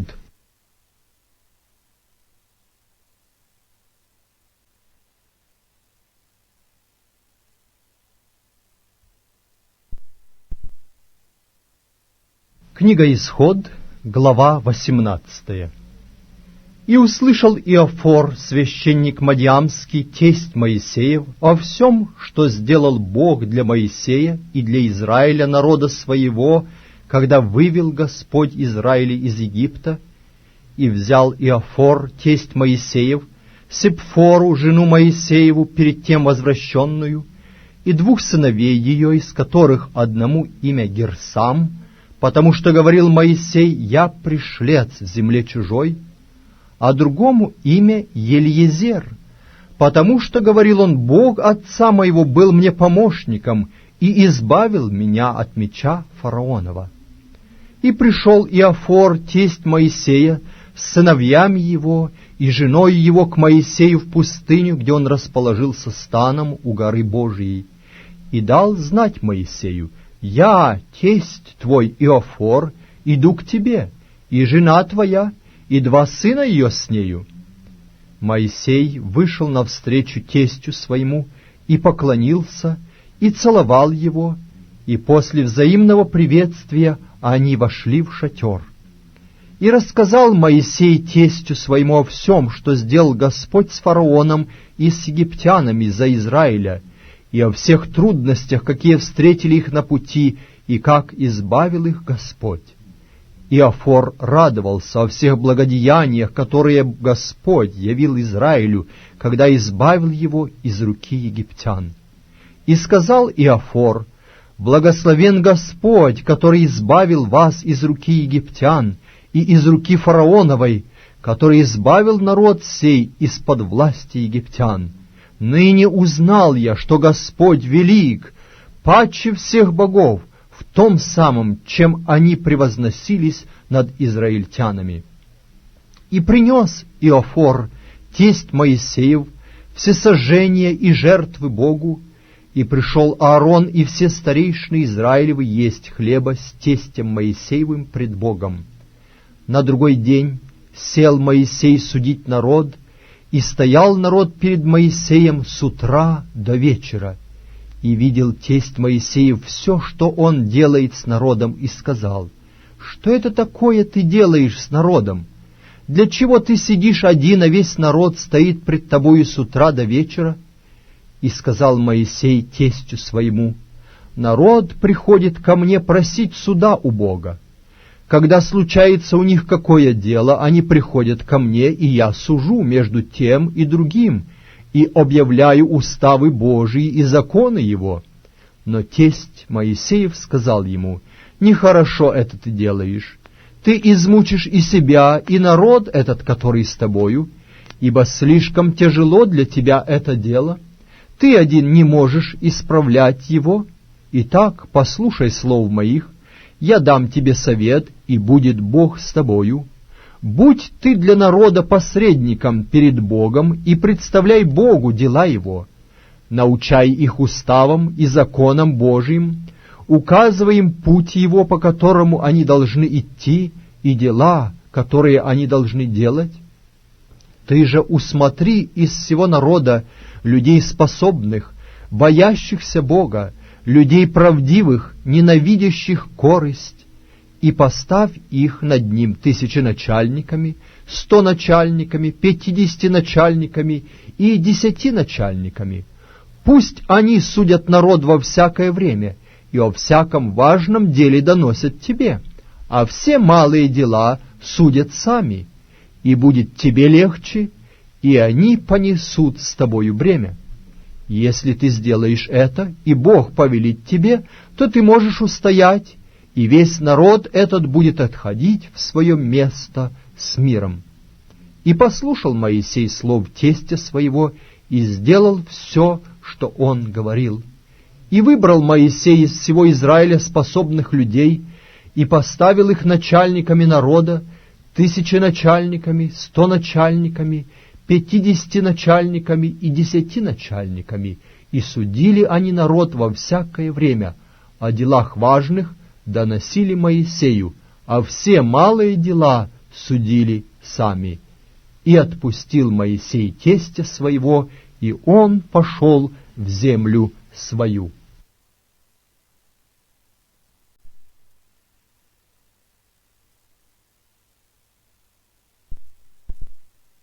Книга Исход, глава 19. В 3-й месяц по исходе сынов Израиля из земли египетской, в самый день новолуния пришли они в пустыню Синайскую. И двинулись они из Рефидима, и пришли в пустыню Синайскую, и расположились там станом в пустыне, и расположился там Израиль станом против горы. Моисей взошел к Богу на гору, и воззвал к нему Господь с горы, говоря: «Так скажи дому Яковлеву и возвести сынам Израилевым: вы видели, что я сделал египтянам, и как я носил вас, как бы на орлиных крыльях, и принес вас к себе. Итак, если вы будете слушаться голоса моего и соблюдать завет мой, то будете моим уделом из всех народов, ибо моя вся земля. А вы будете у меня царством священников и народом святым. Вот слова, которые ты скажешь сынам Израилевым. И пришел Моисей, и созвал старейшин народа, и предложил им все эти слова, которые заповедал ему Господь. И весь народ отвечал единогласно, говоря: «Все, что сказал Господь, исполним». И донес Моисей слова народа Господу. И сказал Господь Моисею: «Вот я приду к тебе в густом облаке, дабы слышал народ, как я буду говорить с тобою, и поверил тебе навсегда». И Моисей объявил слова народа Господу. И сказал Господь Моисею: «Пойди к народу и освяти его сегодня и завтра. Пусть вымоют одежды свои, чтобы быть готовыми к третьему дню, ибо в третий день сойдет Господь пред глазами всего народа на гору Синай. И проведи для народа черту со всех сторон, и скажи: берегитесь восходить на гору и прикасаться к подошве ее. Всякий, кто прикоснется к горе, предан будет смерти. Рука да не прикоснется к нему, а пусть побьют его камнями или застрелят стрелою. Скот ли то или человек, да не останется в живых. Во время протяжного трубного звука могут они взойти на гору». И сошел Моисей с горы к народу, и освятил народ, и они вымыли одежды свои, и сказал народу: «Будьте готовы к третьему дню, не прикасайтесь к женам». На третий день при наступлении утра были громы и молнии, и густое облако над горою, и трубный звук весьма сильный. И вострепетал весь народ, бывший в стане. И вывел Моисей народ из стана в сретенье Богу, и стали у подошвы горы. Гора же Синай вся дымилась от того, что Господь сошел на нее в огне, и восходил от нее дым, как дым из печи, и вся гора сильно колебалась. И звук трубный становился сильнее и сильнее. Моисей говорил, и Бог отвечал ему голосом. И сошел Господь на гору Синай, на вершину горы, и призвал Господь Моисея на вершину горы, и взошел Моисей. И сказал Господь Моисею: «Сойди и подтверди народу, чтобы он не порывался к Господу видеть его, и чтобы не пали многие из него. Священники же, приближающиеся к Господу, должны осветить себя, чтобы не поразил их Господь». И сказал Моисей Господу: «Не может народ взойти на гору Синай, потому что ты предостерег его, сказав: проведи черту вокруг горы и освети ее». И сказал Господь ему: «Пойди, сойди. Потом взойди ты и с тобою Аарон, а священники и народ да не порываются восходить к Господу, чтобы не поразил их». И сошел Моисей к народу и пересказал ему.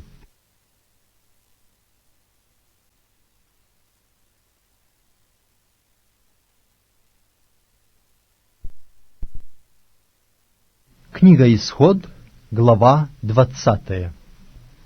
«И изрек Бог все слова эти, говоря: «Я Господь Бог твой, который вывел тебя из земли египетской, из дома рабства. Да не будет у тебя других богов пред лицом моим. Не делай себе кумира и никакого изображения того, что на небе вверху, и что на земле внизу, и что в воде ниже земли. Не поклоняйся им и не служи им, ибо я, Господь, Бог твой, Бог-ревнитель, наказывающий детей за вину отцов до 3-го и 4-го рода ненавидящих меня, и творящий милость до 1000 родов, любящим меня и соблюдающим заповеди мои. Не произноси имени Господа Бога твоего напрасно, ибо Господь не оставит без наказания того, кто произносит имя Его напрасно. Помни день субботний, чтобы святить его. 6 дней работай и делай всякие дела твои, а день 7 — суббота Господу Богу твоему. Не делай в тот день никакого дела ни ты, ни сын твой, ни дочь твоя, ни раб твой, ни рабыня твоя, ни скот твой, ни пришлец, который в жилищах твоих, ибо в 6 дней создал Господь небо и землю, море и все, что в них, а в день 7 почил. Посему благословил Господь день субботний и освятил его. Почитай отца твоего и мать твою, чтобы продлились дни твои на земле, которую Господь Бог твой дает тебе. Не убивай, не прелюбодействуй, не кради, не произноси ложного свидетельства на ближнего твоего, не желай дома ближнего твоего, не желай жены ближнего твоего, ни раба его, ни рабыни его, ни вола его, ни осла его, ничего, что у ближнего твоего. Весь народ видел громы и пламя, и звук трубный, и гору дымящуюся, и, увидев то, народ отступил и стал вдали. И сказали Моисею: «Говори ты с нами, а мы будем слушать, но чтобы не говорил с нами Бог, дабы нам не умереть». И сказал Моисей народу: «Не бойтесь, Бог пришел, чтобы испытать вас, и чтобы страх Его был пред лицом вашим, дабы вы не грешили». И стоял народ вдали, а Моисей вступил во мрак, где Бог. И сказал Господь Моисею: «Так скажи сынам Израилевым: вы видели, как я с неба говорил вам? Не делайте предо мною богов серебряных или богов золотых, не делайте себе. Сделайте мне жертвенник из земли, и принеси на нем всесожжения твои, и мирные жертвы твои, овец твоих и волов твоих на всяком месте, где я положу память имени моего. Я приду к тебе и благословлю тебя. Если же будешь делать мне жертвенник из камней, то не сооружай его из тесанных, ибо как скоро наложишь на них тесло свое, то осквернишь их. И не всходи по ступеням к жертвеннику моему, дабы не открылась при нем нагота твоя».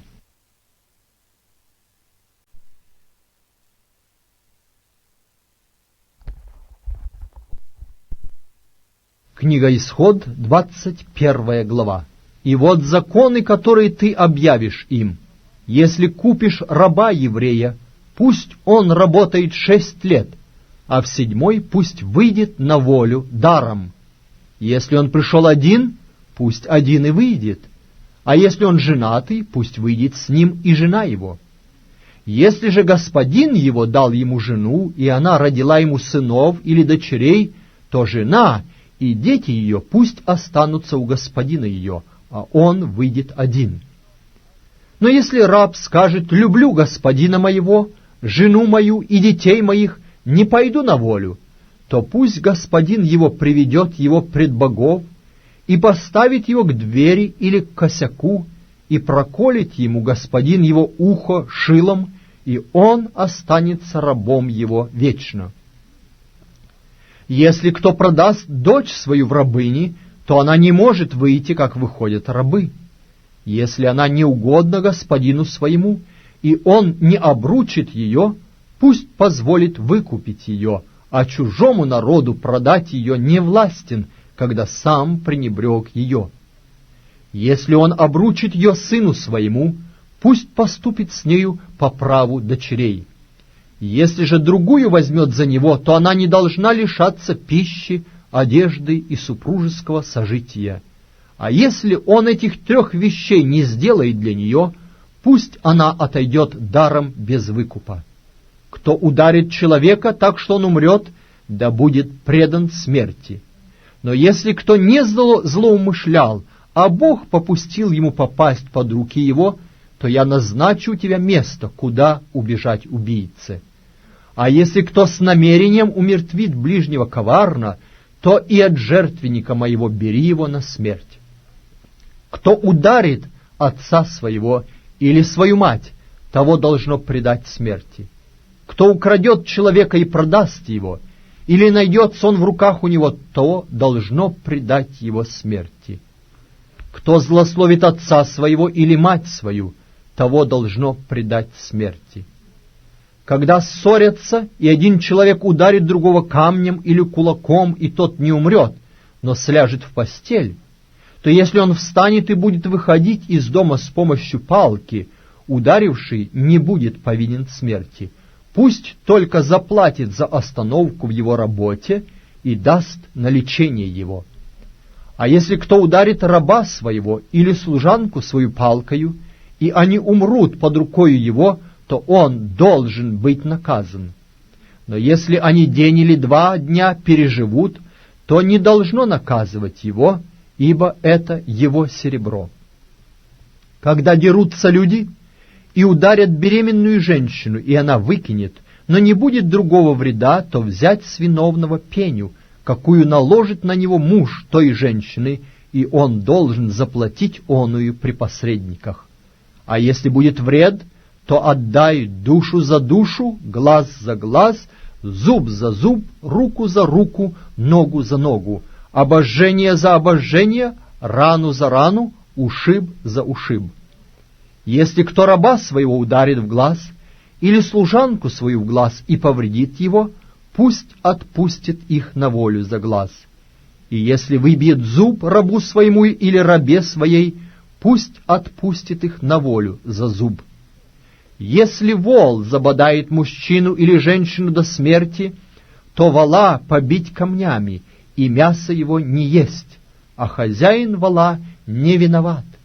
Но если вол бодлив был и вчера, и 3-го дня, и хозяин его, быв извещен об этом, не стерег его, а он убил мужчину или женщину, то вола побить камнями и хозяина его предать смерти.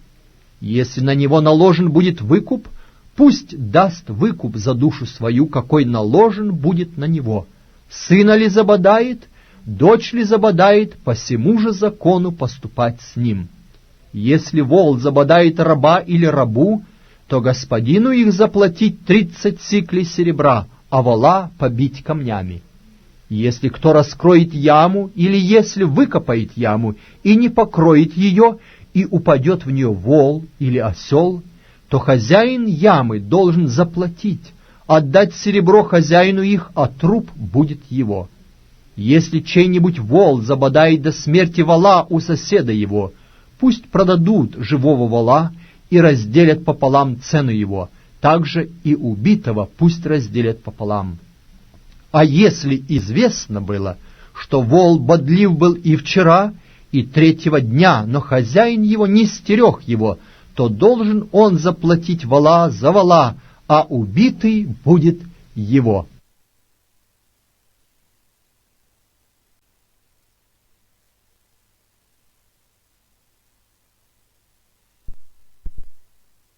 Книга Исход, 22 глава. Если кто украдет вола или овцу и заколет или продаст, то 5 волов заплатит за вола и 4 овцы за овцу. Если кто застанет вора подкапывающего и ударит его так, что он умрет, то кровь не вменится ему. Но если взошло над ним солнце, то вменится ему кровь. Укравший должен заплатить, а если нечем, то пусть продадут его для уплаты за украденное им. Если украденное найдется у него в руках живым, вол ли то, или осел, или овца, пусть заплатит вдвое. Если кто потравит поле или виноградник, пустив скот свой травить чужое поле, пусть вознаградит лучшим из поля своего и лучшим из виноградника своего. Если появится огонь и охватит терн, и выжжет копны или жатву или поле, то должен заплатить, кто произвел сей пожар. Если кто отдаст ближнему на сохранение серебро или вещи, и они украдены будут из дома его, то если найдется вор, пусть он заплатит вдвое. А если не найдется вор, пусть хозяин дома придет пред судей и поклянется, что не простер руки своей на собственность ближнего своего. О всякой вещи спорной, о воле, об осле, об овце, об одежде, о всякой вещи потерянной, о которой кто-нибудь скажет, что она его, дело обоих должно быть доведено до судей. Кого обвинят судьи, тот заплатит ближнему своему вдвое. Если кто отдаст ближнему своему осла или вола, или овцу, или какой другой скот на сбережение, а он умрет, или будет поврежден, или уведен, так что никто сего не увидит, клятва перед Господом да будет между обоими в том, что взявший не простер руки своей на собственность ближнего своего, и хозяин должен принять, а тот не будет платить. А если украден будет у него, тот должен заплатить хозяину его. Если же будет зверем растерзан, то пусть в доказательство представит растерзанное. За растерзанное он не платит. Если кто займет у ближнего своего скот, и он будет поврежден или умрет, а хозяина его не было при нем, то должен заплатить. Если же хозяин его был при нем, то не должен платить. Если он взят был в наймы за деньги, то пусть и пойдет за ту цену. Если обольстит кто девицу необрученную и переспит с нею, пусть даст ей вену и возьмет ее себе в жену. А если отец не согласится выдать ее за него, пусть заплатит столько серебра, сколько полагается на вено девицам. Ворожеи не оставляй в живых, всякий скотоложник да будет предан смерти, приносящий жертву богам, кроме одного Господа, да будет истреблен. Пришельца не притесняй и не угнетай его, ибо вы сами были пришельцами в земле египетской. Ни вдовы, ни сироты не притесняйте. Если же ты притеснишь их, то когда они возопьют ко мне, я услышу вопль их, и воспламенится гнев мой, и убью вас мечом, и будут жены ваши вдовами, и дети ваши сиротами. Если дашь деньги взаймы бедному из народа моего, то не притесняй его и не налагай на него роста. Если возьмешь в залог одежду ближнего твоего, до захождения солнца возврати ее, ибо она есть единственный покров у него, она одеяние тела его, в чем он будет спать. Итак, когда он возопьет ко мне, я услышу, ибо я милосерд. Судей не злословь, и начальника в народе твоем не поноси. Немедли приносить мне начатки от гумна твоего и от точила твоего. Отдавай мне первенца из сынов твоих. То же делай с волом твоим и с овцою твоею. 7 дней пусть они будут при матери своей, а в 8-й день отдавай их мне. И будете у меня людьми святыми. И мясо растерженного зверем в поле не ешьте, псам бросайте его».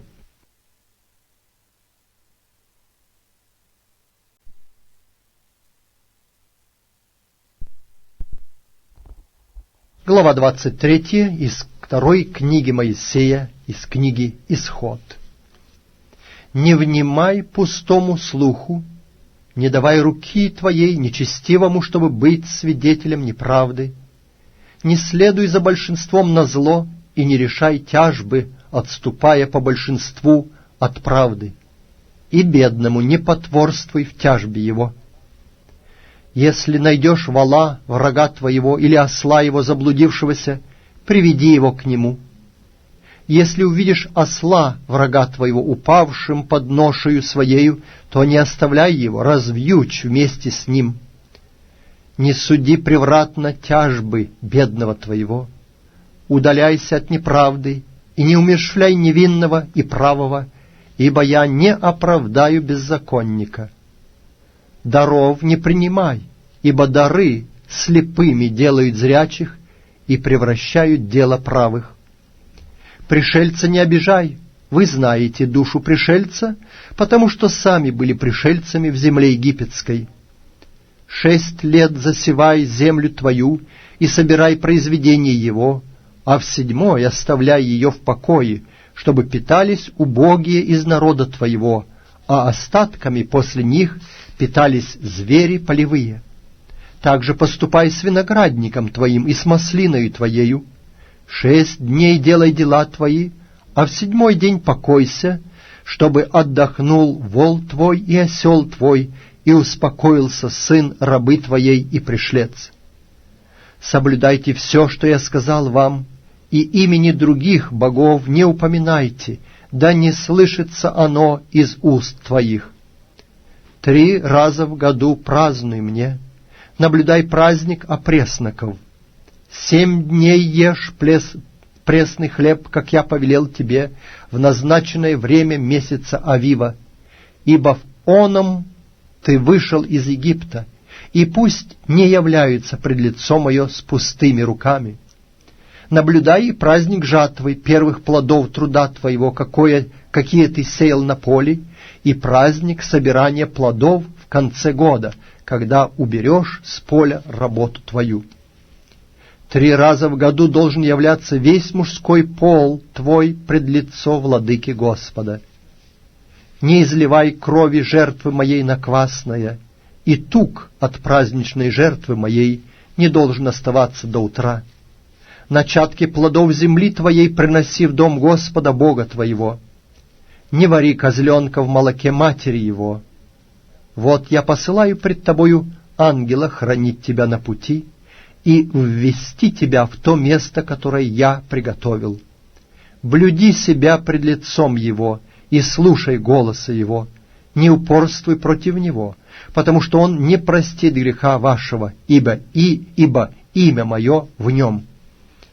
Если ты будешь слушать голоса его и исполнять все, что скажу, то врагом буду врагов твоих и противником противников твоих. Когда пойдет пред тобою ангел мой и поведет тебя к Амореям, Хиттеям, Ферезеям, Хананеям, Евеям и Евусеям, и истреблю их, то не поклоняйся богам их, и не служи им, и не подражай делам их, но сокруши их и разрушь столбы их.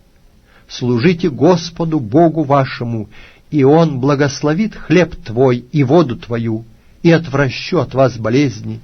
Не будет преждевременно рождающих и бесплодных в земле твоей. Число дней твоих сделаю полным. Ужас мой пошлю пред тобою, и в смущение приведу всякий народ, к которому ты придешь, и буду обращать к тебе тыл всех врагов твоих. Пошлю пред тобою шершней, и они погонят от лица твоего Евеев, Хананеев и Хиттеев. Не выгоню их от лица твоего в 1 год, чтобы земля не сделалась пуста и не умножились против тебя звери полевые.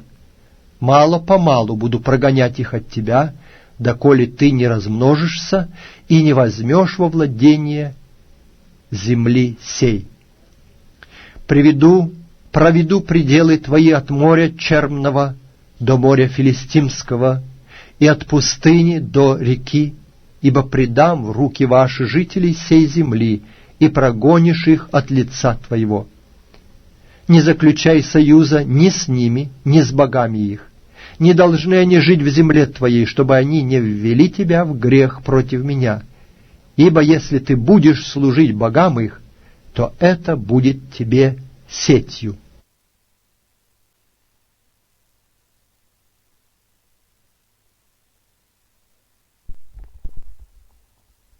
Глава 24 книги «Исход».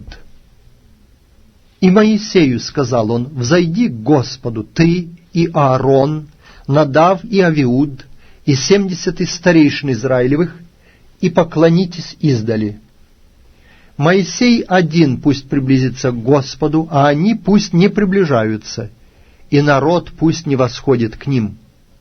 И пришел Моисей, и пересказал народу все слова Господни и все законы, и отвечал весь народ в один голос, и сказали: «Все, что сказал Господь, сделаем». И написал Моисей все слова Господни, и, встав рано поутру, поставил под горою жертвенник и 12 камней по числу 12 колен Израилевых. И послал юношей из сынов Израилевых, и принесли они все сожжения, и заклали тельцов в мирную жертву Господу. Моисей, взяв половину крови, влил в чаши, а другою половиною окропил жертвенник. И взял книгу завета и прочитал вслух народу, и сказали они: «Все, что сказал Господь, сделаем, и будем послушны». И взял Моисей крови и окропил народ, говоря: «Вот кровь завета, который Господь заключает с вами о всех словах сих». Потом взошел Моисей и Аарон, Надав и Авиуд, и 70 старейшин Израилевых, и видели Бога Израилева, и под ногами его нечто подобное работе из чистого сапфира, и как самое небо ясное. И он не простер руки своей на избранных из сынов Израилевых, они видели Бога, и ели, и пили. И сказал Господь Моисею: «Взойди ко мне на гору, и будь там, и дам тебе скрижали каменные, и закон, и заповеди, которые я написал для научения их». И встал Моисей с Иисусом, служителем своим, и пошел Моисей на гору Божию. А старейшинам сказал: «Оставайтесь здесь, доколе мы не возвратимся к вам. Вот Аарон и Ор с вами. Кто будет иметь дело, пусть приходит к ним». И взошел Моисей на гору, и покрыло облако гору. И слава Господня осенила гору Синай, и покрывало ее облако 6 дней. А в 7-й день воззвал Господь к Моисею из среды облака. Вид же славы Господней на вершине горы был пред глазами сынов Израилевых, как огонь поедающий. Моисей вступил в средину облака и взошел на гору, и был Моисей на горе 40 дней и 40 ночей.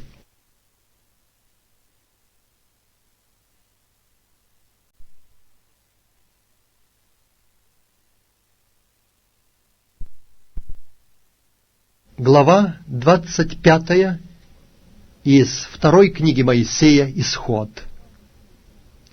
«И сказал Господь Моисею, говоря: скажи сынам Израилевым, чтобы они сделали мне приношение.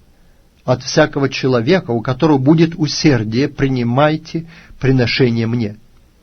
Вот приношения, которые вы должны принимать от них: золото и серебро и медь, и шерсть голубую, пурпуровую и червленую, и вессон, и козью, и кожи бараньи красные, и кожи синие, и дерева ситим, елей для светильника, ароматы для елея помазания и для благовонного курения, камень оникс и камни вставные для ефода и для наперстника.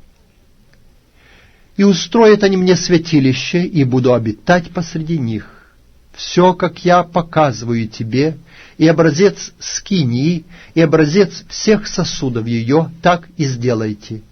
Сделайте ковчег из дерева ситим, длина ему 2 локтя с половиной, и ширина ему 1,5 локтя, и высота ему 1,5 локтя. И обложи его чистым золотом, изнутри и снаружи покрой его, и сделай наверху вокруг его золотой венец. И вылей для него 4 кольца золотых, и утверди на 4 нижних углах его: 2 кольца на одной стороне его, 2 кольца на другой стороне его. Сделай из дерева ситим шесты и обложи их золотом, и вложи шесты в кольца по сторонам ковчега, чтобы посредством их носить ковчег. В кольцах ковчега должны быть шесты и не должны отниматься от него. И положи в ковчег откровение, которое я дам тебе. Сделай также крышку из чистого золота. Длина ее 2 локтя с половиной, а ширина ее 1,5 локтя. И сделай из золота 2 херувимов, чеканной работы сделай их на обоих концах крышки. Сделай 1 херувима с одного края, а другого херувима с другого края.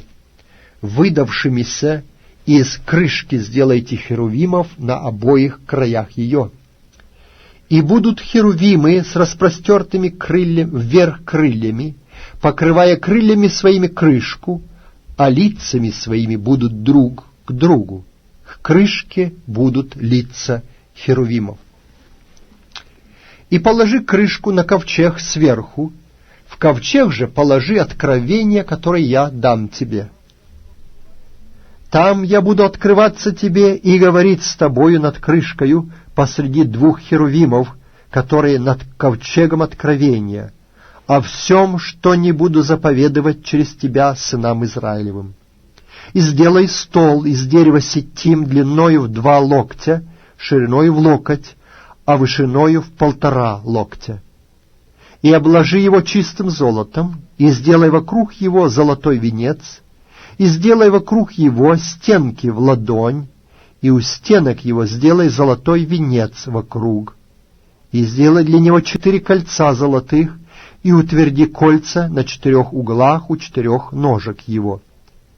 При стенках должны быть кольца, чтобы влагать шесты для ношения на них стола. А шесты сделай из дерева ситим, и обложи их золотом, и будут носить на них сей стол. Сделай также для него блюда, кадильницы, чаши и кружки, чтобы возливать ими. Из золота чистого сделай их.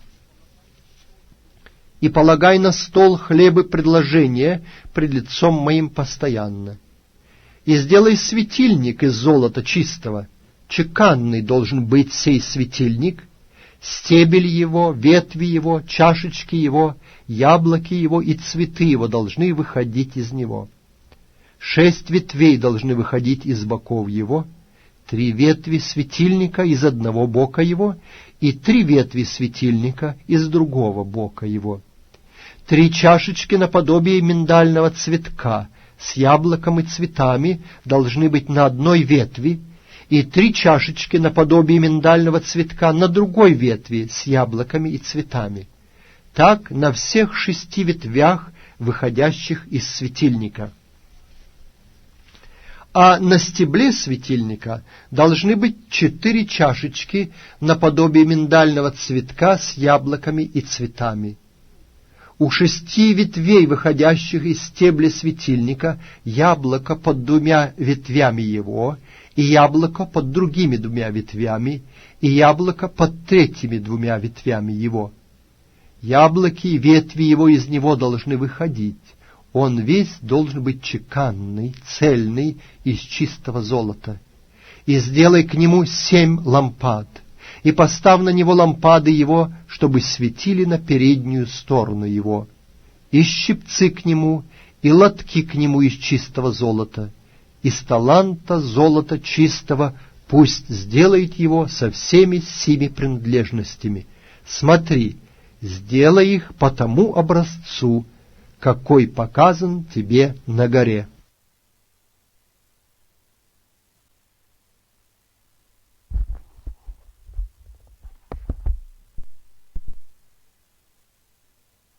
Глава 26 из 2 книги Моисея, из книги «Исход». «Скинию же сделай из 10 покрывал крученого вессона и из голубой, пурпуровой и червленой шерсти, и херувимов сделай на них искусной работою. Длина каждого покрывала 28 локтей, а ширина каждого покрывала 4 локтя, мера одна всем покрывалам. 5 покрывал пусть будут соединены одно с другим, и другие 5 покрывал соединены одно с другим. Сделай петли голубого цвета на краю первого покрывала в конце соединяющего обе половины. Так сделай и на краю последнего покрывала, соединяющего обе половины. 50 петлей сделай у одного покрывала, и 50 петлей сделай на краю покрывала, которое соединяется с другим. Петли должны соответствовать одна другой. И сделай 50 крючков золотых, и крючками соедини покрывало одно с другим, и будет скиния одно целое. И сделай покрывало из козьей шерсти, чтобы покрывать скинию. 11 покрывал сделай таких. Длина одного покрывала 30 локтей, а ширина 4 локтя. Это одно покрывало. 11 покрывалам одна мера. И соедини 5 покрывал особо, и 6 покрывал особо.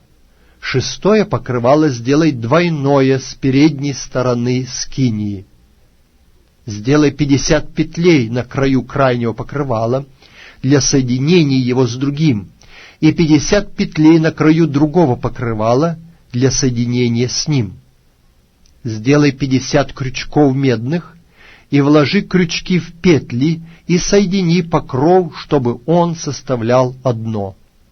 А излишек, остающийся от покрывал скинии, половина излишнего покрывала пусть будет свешена на задней стороне скинии.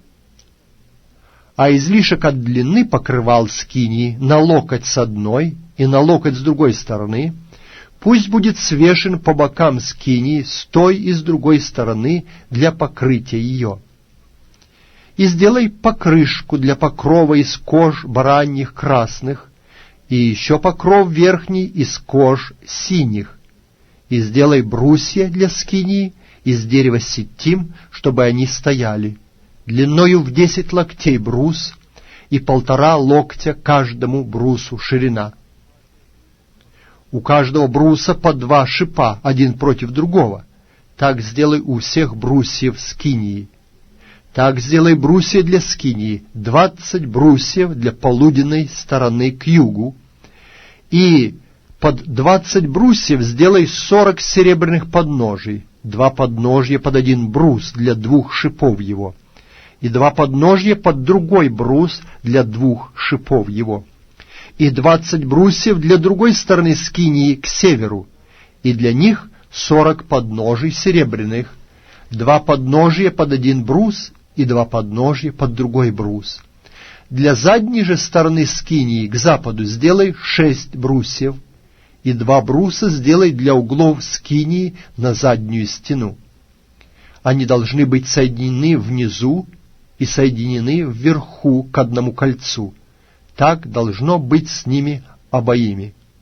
Для обоих углов пусть они будут, и так будет 8 брусьев, и для них серебряных подножий 16. 2 подножья под 1 брус и 2 подножья под другой брус. И сделай шесты из дерева ситим, 5 для брусьев одной стороны скинии, и 5 шестов для брусьев другой стороны скинии, и 5 шестов для брусьев западной стороны скинии к западу. А внутренний шест будет проходить посредине брусьев от одного конца до другого.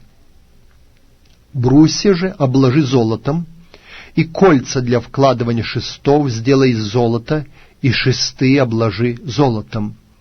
И поставь скинию по образцу, который показан тебе на горе. И сделай завесу из голубой, пурпуровой и червленой шерсти и крученого вессона. Искусной работой должны быть сделаны на ней херувимы. И повесь ее на 4 столбах из ситим, обложенных золотом, с золотыми крючками на 4 подножьях серебряных.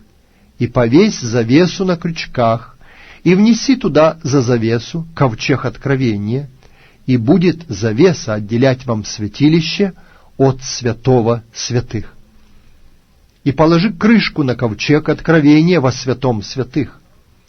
И поставь стол вне завесы, и светильник поставь, и светильник против стола на стороне скинии к югу. Стол же поставь на северной стороне. И сделай завесу для входа в скинию из голубой и пурпуровой и червленой шерсти и из крученного вессона узорчатой работы. И сделай для завесы 5 столбов из сетим, и обложи их золотом, крючки к ним золотые, и вылей для них 5 подножий медных.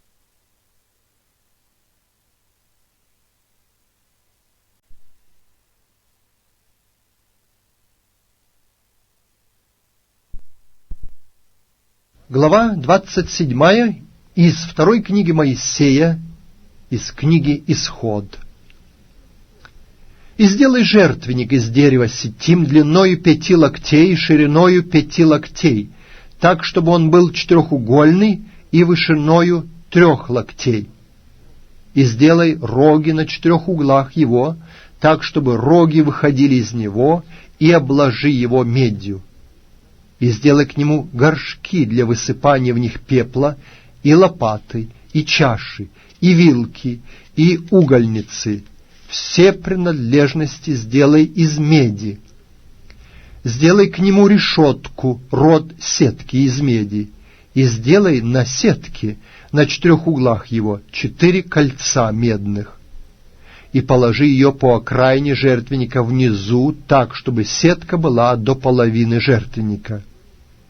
И сделай шесты для жертвенника, шесты из дерева ситим, и обложи их медью.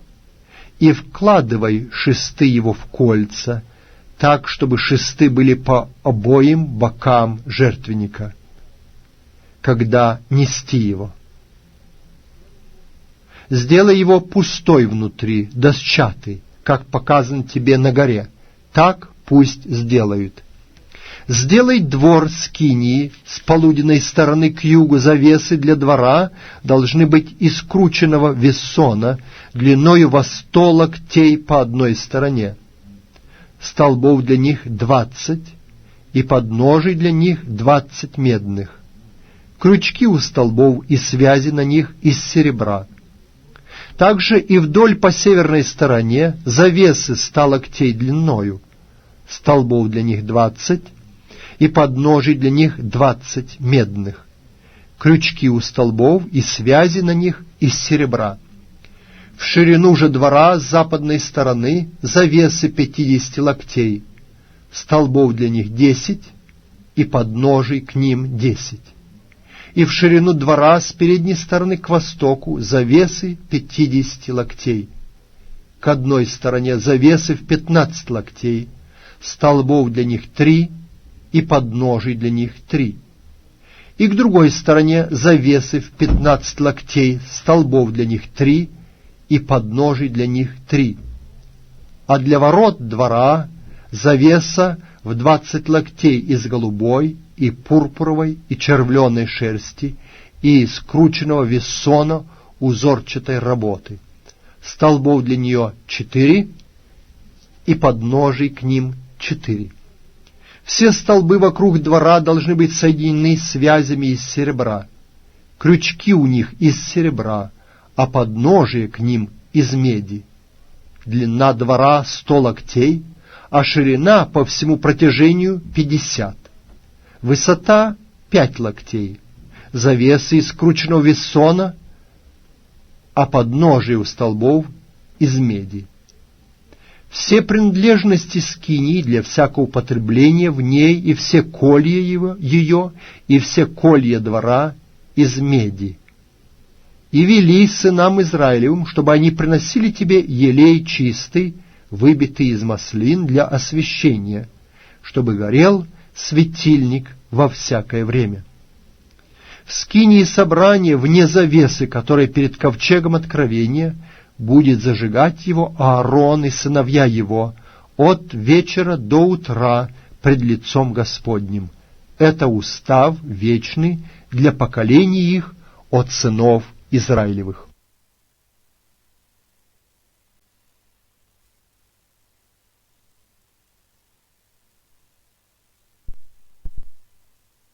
Глава 28 из второй книги Моисея, из книги «Исход». «И возьми к себе Аарона, брата твоего, и сынов его с ним, от среды сынов Израилевых, чтобы он был священником мне. Аарона, и Надава, Авиуда, Елиазара и Ифамара, сынов Аароновых.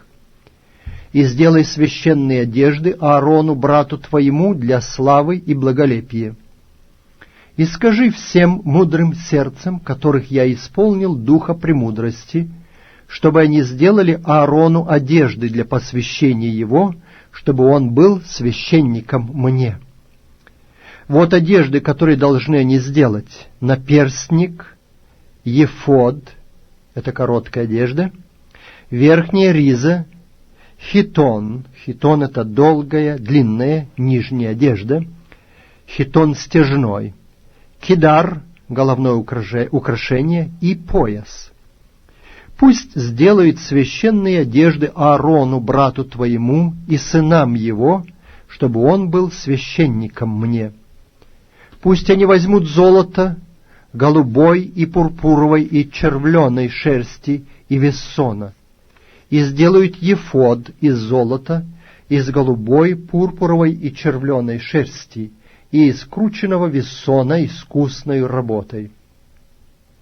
У него должны быть на обоих концах его два связывающие нарамника, чтобы он был связан, и пояс ефода, который поверх его, должен быть одинаковой с ним работы, из золота, из голубой, пурпуровой и червленой шерсти и из крученного вессона. И возьми 2 камня оникса и вырежь на них имена сынов Израилевых, 6 имен их на одном камне и 6 имен остальных на другом камне по порядку рождения их. Через резчика на камне, который вырезывает печати, вырежь на 2 камнях имена сынов Израилевых и вставь их в золотые гнезда. И положи 2 камня сии на нарамники ефода. Это камни на память сынам Израилевым, и будет Аарон носить имена их пред Господом на обоих раменах своих для памяти. И сделай гнезда из золота, и 2 цепочки из чистого золота, витыми сделай их работою плетеною, и прикрепи витые цепочки гнездам. Сделай наперстник судный искусной работой, сделай его такую же работою, как ефод, из золота, из голубой, пурпуровой и червленой шерсти, и из крученного вессона сделай его. Он должен быть 4-угольный, двойной, в 5 длиною и в 5 шириною.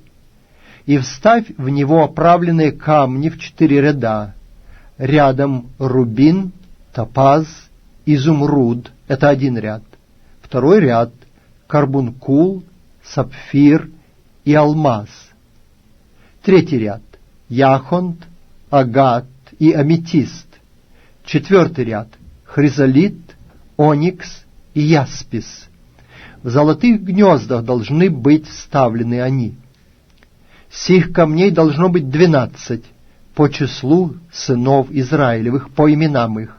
На каждом, как на печати, должно быть вырезано по одному имени из числа 12 колен.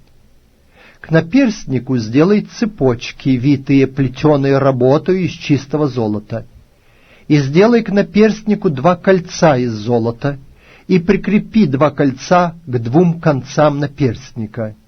И вдень 2 плетеные цепочки из золота в оба кольца по концам наперстника, а 2 конца 2 цепочек прикрепи к 2 гнездам и прикрепи к нарамникам ефода с лицевой стороны его. Еще сделай 2 кольца золотых и прикрепи их к 2 другим концам наперстника на той стороне, которая лежит к ефоду внутрь.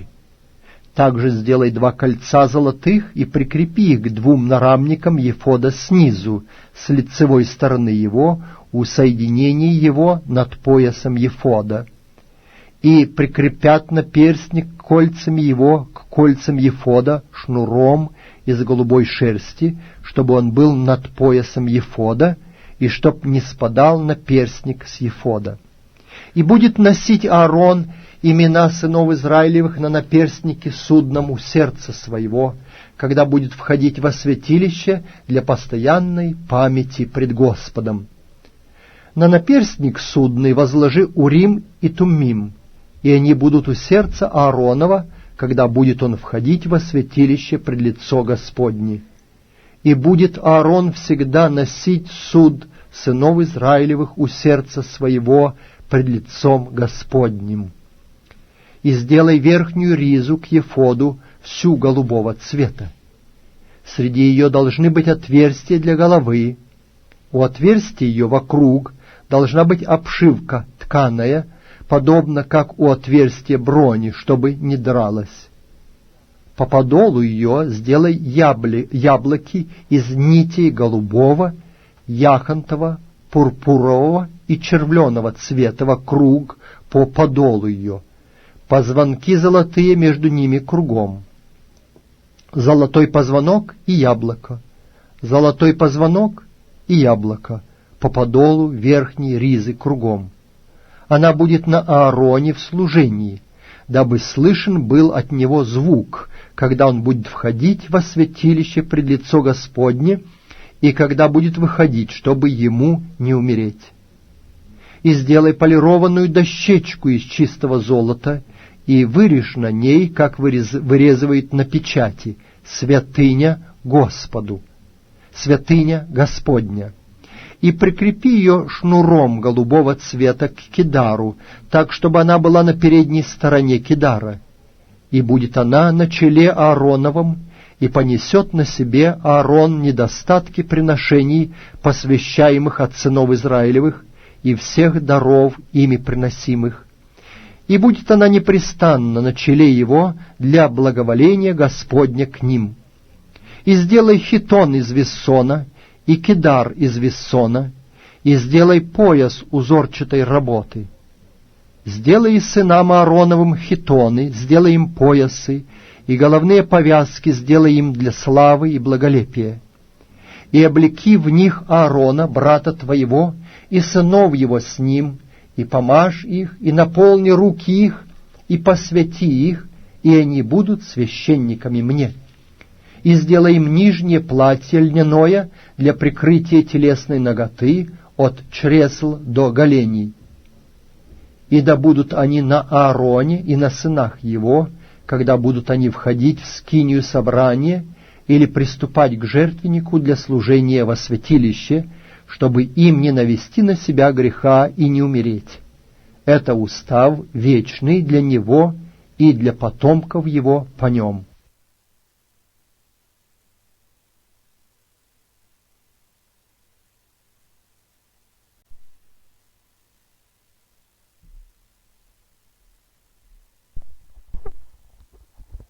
Глава 29 из книги «Исход», второй книги Моисея.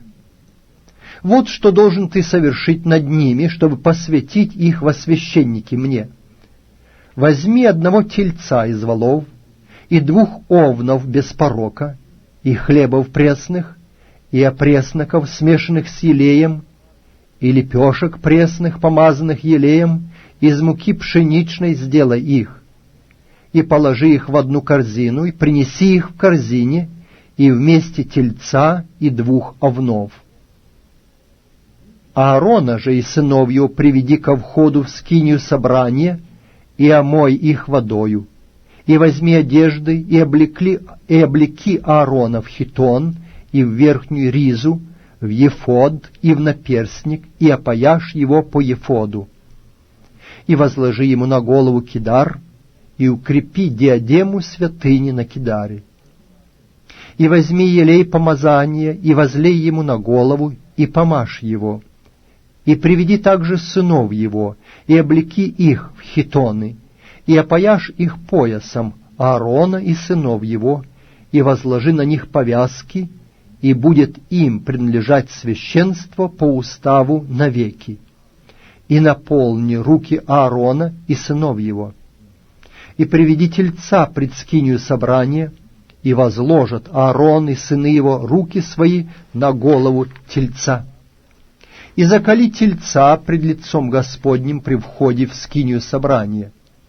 Возьми крови тельца и возложи перстом твоим на роги жертвенника, а всю кровь вылей у основания жертвенника. Возьми весь тук, покрывающий внутренности, и сальник с печени, и обе почки, и тук, который на них, и воскури на жертвеннике. А мясо тельца и кожу его, и нечистоты его сожги на огне вне стана. Это жертва за грех. И возьми одного овна, и возложат Аарон и сыны его руки свои на голову овна, и заколи овна, и возьми крови его, и покропи на жертвенник со всех сторон. Рассеки овна на части, вымой внутренности его и голени его, и положи их на рассеченные части его и на голову его, и сожги всего овна на жертвеннике. Это всесожжение Господу, благоухание приятное, жертва Господу. Возьми и другого овна, и возложат Аарон и сыны его руки свои на голову овна, и заколи овна, и возьми крови его, и возложи на край правого уха Ааронова, и на край правого уха сынов его, и на большой палец правой руки их, и на большой палец правой ноги их, и покропи кровью на жертвенник со всех сторон. И возьми крови, которые на жертвеннике, и елея помазания, и покропи на Аарона и на одежды его, и на сынов его, и на одежды сынов его с ним, и будут освящены он, и одежды его, и сыны его, и одежды их с ним. И возьми от овна тук и курдюк, и тук, покрывающий внутренности, и сальник с печени, и обе почки, и тук, который на них, правое плечо, и один круглый хлеб, одну лепешку на елее, и один опреснок из корзины, которая пред Господом.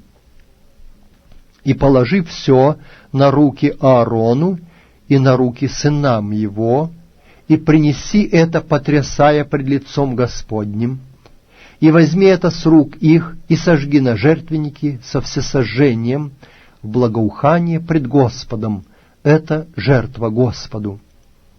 И возьми грудь от овна, вручения, который для Аарона, и принеси ее, потрясая пред лицом Господним, и это будет твоя доля. И освети грудь приношения, которая потрясаема была, и плечо возношения, которое было возносимо, от овна вручения, который для Аарона и для сынов его.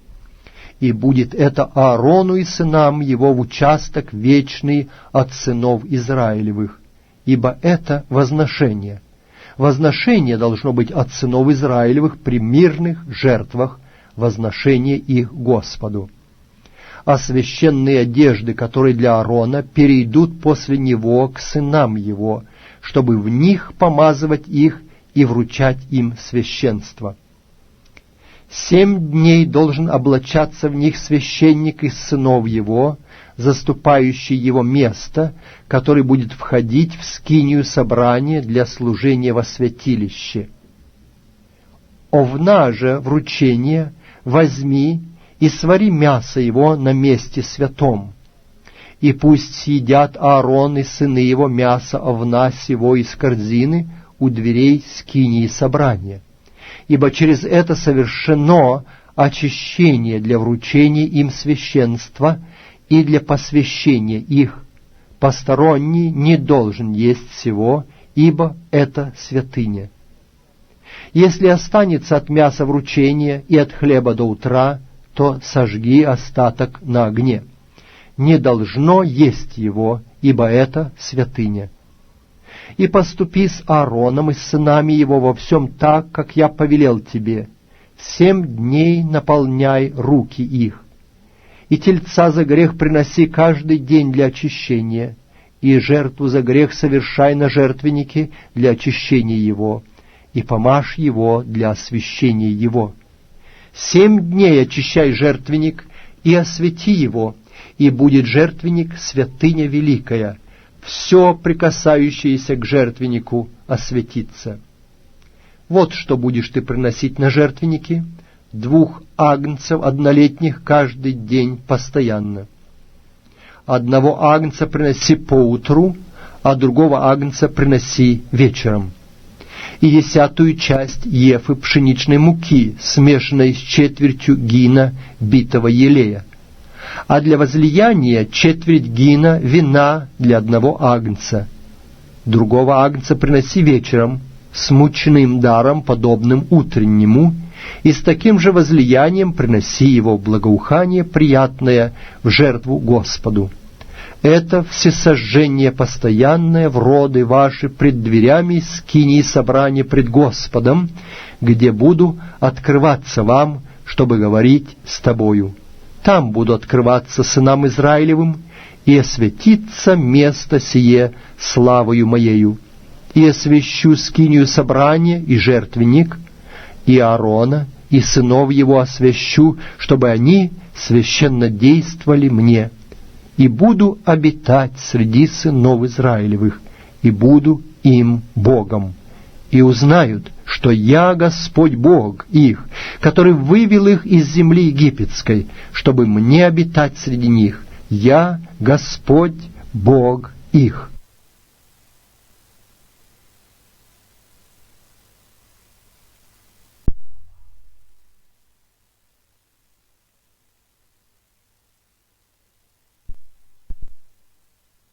Исход, глава 30. «И сделай жертвенник для приношения курений, из дерева ситим сделай его. Длина ему локоть и ширина ему локоть. Он должен быть 4-угольный, а вышина ему 2 локтя. Из него должны выходить роги его. Обложи его чистым золотом, верх его и бока его кругом, и роги его, и сделай к нему золотой венец вокруг. Под венцом его, на 2 углах его, сделай 2 кольца из золота, сделай их с 2 сторон его, и будут они влагалищем для шестов, чтобы носить его на них. Шесты сделай из дерева ситим, и обложи их золотом. И поставь его перед завесою, которая пред ковчегом откровения, против крышки, которая на ковчеге откровения, где я буду открываться тебе. На нем Аарон будет курить благовонным курением, каждое утро, когда он приготовляет лампады, будет курить им. И когда Аарон зажигает лампады вечером, он будет курить им. Это всегдашнее курение пред Господом в роды ваши. Не приносите на нем никакого иного курения, ни всесожжения, ни приношения хлебного, и возлияния не возливайте на него. И будет совершать Аарон очищение над рогами его однажды в год. Кровью очистительной жертвы за грех он будет очищать его однажды в год в роды ваши. Это святыня великая у Господа. И сказал Господь Моисею, говоря: когда будешь делать исчисление сынов Израилевых при пересмотре их, то пусть каждый даст выкуп за душу свою Господу при исчислении их, и не будет между ними язвы губительной при исчислении их. Всякий, поступающий в исчисление, должен давать половину сикля священного, в сикле 20 гер, полсикля приношения Господу. Всякий, поступающий в исчисление от 20 лет и выше, должен давать приношение Господу. Богатый не больше, и бедный не меньше полсикля должны давать в приношение Господу для выкупа душ ваших. И возьми серебро выкупа от сынов Израилевых и употребляй его на служение скинии собрания. И будет это для сынов Израилевых в память пред Господом для искупления душ ваших. И сказал Господь Моисею, говоря: сделай умывальник медный для омовения, и подножие его медное, и поставь его между скинию собрания, между жертвенником, и налей в него воды, и пусть Аарон и сыны его омывают из него руки свои и ноги свои. Когда они должны входить в скинию собрания, пусть они омываются водою, чтобы им не умереть. Или когда должны приступать к жертвеннику для служения, для жертвоприношения Господу, пусть они омывают руки свои и ноги свои водою, чтобы им не умереть. И будет им это уставом вечным, ему и потомкам его в роды их.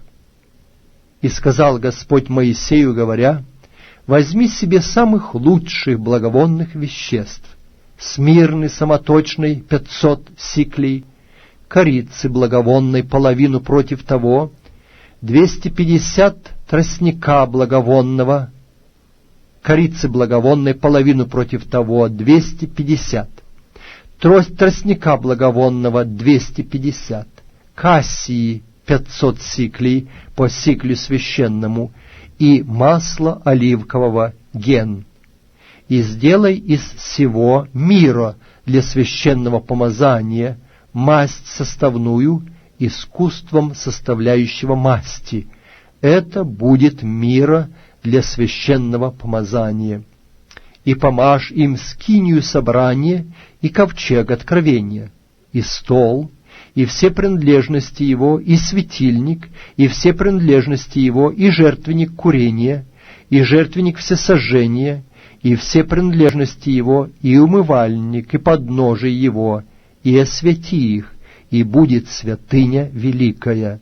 Все прикасающееся к ним осветится. Помажь и Аарона, и сынов его, и посвяти их, чтобы они были священниками мне. А сынам Израилевым скажи: это будет у меня мира священного помазания в роды ваши. Тела прочих людей не должно помазывать им, и по составу его не делайте подобного ему. Оно святыня, святынею должно быть для вас. Кто составит подобное ему, или кто помажет им постороннего, тот истребится из народа своего. И сказал Господь Моисею: возьми себе благовонных веществ, стакти, аниха, халвана душистого и чистого ливана, всего поровну, и сделай из них искусством составляющего масти курительный состав, стертый, чистый, святой. И истолки его мелко, и полагай его перед ковчегом откровения в скинии собрания, где я буду открываться тебе. Это будет святыня великая для вас. Курение, сделанного по всему составу, не делайте себе, святынею, да будет оно у тебя для Господа.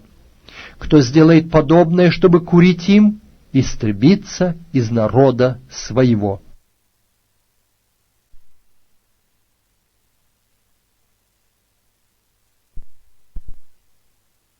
Глава 31 из второй книги Моисея, Исход.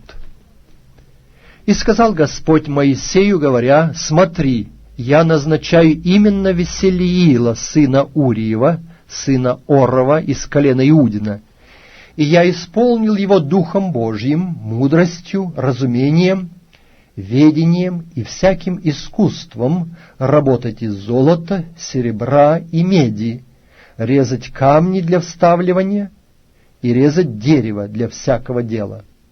И вот я даю ему помощником Агалиава, сына Ахисамахова, из колена Данова, и в сердце всякого мудрого вложу мудрость, дабы они сделали все, что я повелел тебе.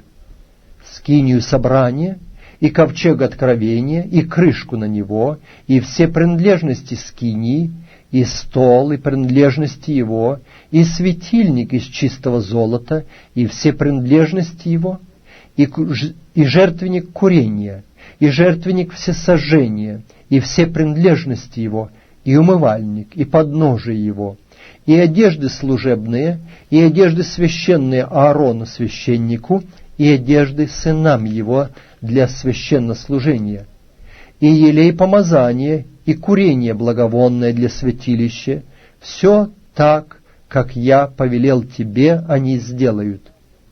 И сказал Господь Моисею, говоря: скажи сынам Израилевым так: субботы мои соблюдайте, ибо это знамение между мною и вами в роды ваши, дабы вы знали, что я Господь, освящающий вас.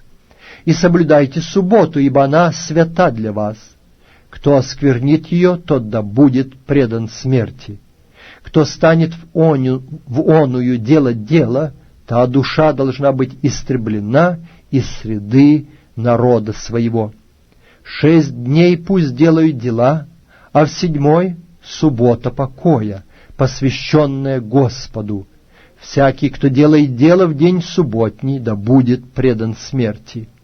И пусть хранят сыны Израилевы субботу, празднуя субботу в роды свои, как завет вечный. Это знамение между мною и сынами Израилевыми навеки, потому что в 6 дней сотворил Господь небо и землю, а в день 7 почил и покоился. И когда Бог перестал говорить с Моисеем на горе Синай, дал ему 2 скрижали откровения, скрижали каменные, на которых написано было перстом Божиим.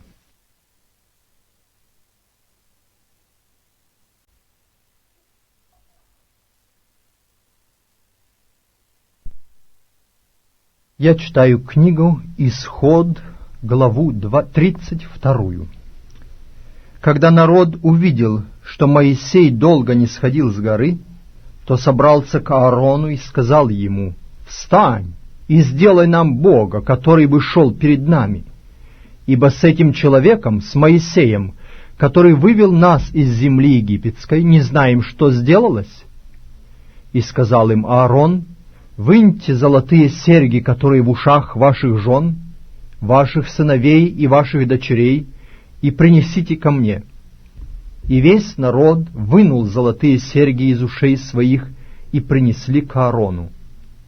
Он взял их из рук их и сделал из них литого тельца, и обделал его резцом. И сказали они: «Вот Бог твой, Израиль, который вывел тебя из земли египетской». Увидев это, Аарон поставил перед ним жертвенник, и провозгласил Аарон, говоря: «Завтра праздник Господу». На другой день они встали рано, и принесли всесожжения, и привели жертвы мирные, и сел народ есть и пить, а после встал играть. И сказал Господь Моисею: «Поспеши сойти, ибо развратился народ твой, который ты вывел из земли египетской. Скоро уклонились они от пути, который я заповедал им, сделали себе литого тельца и поклонились ему, и принесли ему жертвы и сказали: вот Бог твой, Израиль, который вывел тебя из земли египетской». И сказал Господь Моисею: «Я вижу народ сей, и вот народ он, жестоковыйный.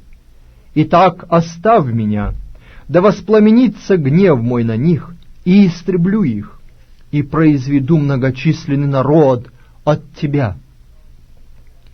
Но Моисей стал умолять Господа Бога своего и сказал: «Да не воспламенится, Господи, гнев Твой на народ Твой, который Ты вывел из земли египетской силою великою и рукою крепкою, чтобы египтяне не говорили: на погибель Он вывел их, чтобы убить их в горах и истребить их с лица земли. Отврати пламенный гнев Твой и отмени погубление народа Твоего. Вспомни Авраама, Исаака и Израиля, рабов Твоих, которым клялся Ты собою, говоря: умножу семя ваше, как звезды небесные, и всю землю сию, о которой я сказал: дам семени вашему, и будут владеть вечно. И отменил Господь зло, о котором сказал, что наведет его на народ свой. И обратился, И сошел Моисей с горы, в руке его были 2 скрижали откровения, на которых написано было с обеих сторон. И на той, и на другой стороне написано было. Скрижали были дело Божие, и письмена, начертанные на скрижалях, были письмена Божии. И услышал Иисус голос народа шумящего, и сказал Моисею: «Военный крик встане!» Но Моисей сказал: «Это не крик побеждающих и не вопль поражаемых. Я слышу голос поющих». Когда же он приблизился к стану и увидел тельца и пляски, тогда он воспламенился гневом и бросил из рук своих скрижали и разбил их под горою, и взял тельца, которого они сделали, и сжег его в огне, и стер в прах, и рассыпал по воде, и дал ее пить сынам Израилевым. И сказал Моисей Аарону: «Что сделал тебе народ сей, что ты ввел его в грех великий?» Но Аарон сказал: «Да не возгорается гнев господина моего. Ты знаешь этот народ, что он буйный. Они сказали мне: сделай нам Бога, который шел бы перед нами, ибо с Моисеем, с этим человеком, который вывел нас из земли египетской, не знаем, что сделалось». И я сказал им: у кого есть золото, снимите с себя, и отдали мне. Я бросил его в огонь, и вышел этот телец. Моисей увидел, что этот народ необузданный, ибо Аарон допустил его до необузданности к посрамлению пред врагами его. И стал Моисей в воротах стана и сказал: «Кто Господень, ко мне!» И собрались к нему все сыны Левиины. И он сказал им: «Так говорит Господь, Бог Израилев: возложите каждый свой меч на бедро свое, пройдите по стану от ворот до ворот и обратно, и убивайте каждый брата своего, каждый друга своего, каждый ближнего своего». И сделали сыны Левиины по слову Моисея, и пало в тот день из народа около 3000 человек. Ибо Моисей сказал: «Сегодня посвятите руки ваши Господу, каждый в сыне своем и брате своем, да не спошлет он вам сегодня благословение». На другой день сказал Моисей народу: «Вы сделали великий грех. Итак, я взойду к Господу, не заглажу ли греха вашего?» И возвратился Моисей к Господу и сказал: «О, народ сей сделал великий грех, сделал себе золотого бога. Прости им грех их, а если нет, то изгладь и меня из книги твоей, в которую ты вписал». Господь сказал Моисею: «Того, кто согрешил предо мною, изглажу из книги моей. Итак, иди, веди народ этот, куда я сказал тебе. Вот ангел мой пойдет пред тобою, и в день посещения моего я посещу их за грех их». И поразил Господь народ за сделанного тельца, которого сделал Аарон.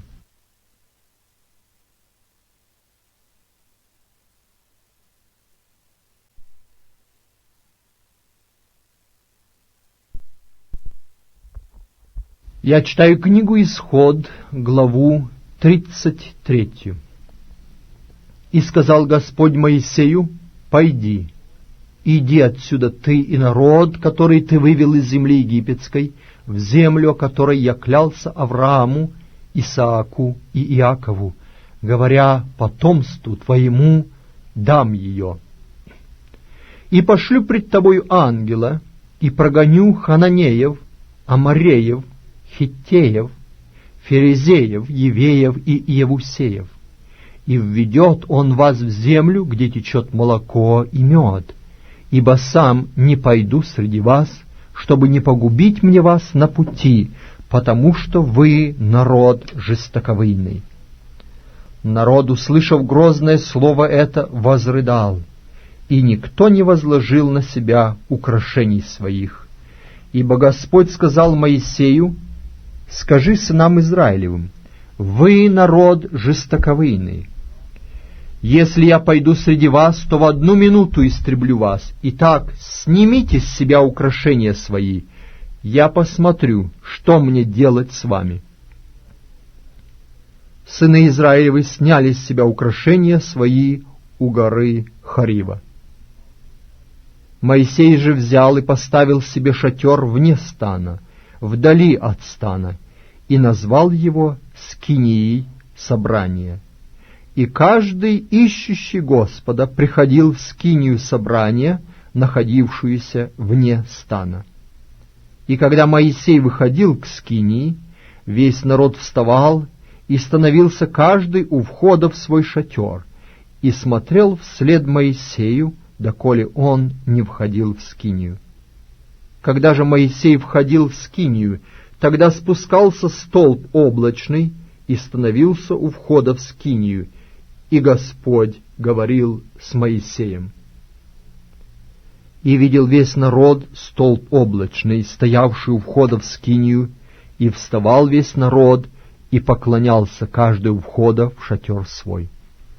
И говорил Господь с Моисеем лицом к лицу, как бы говорил кто с другом своим.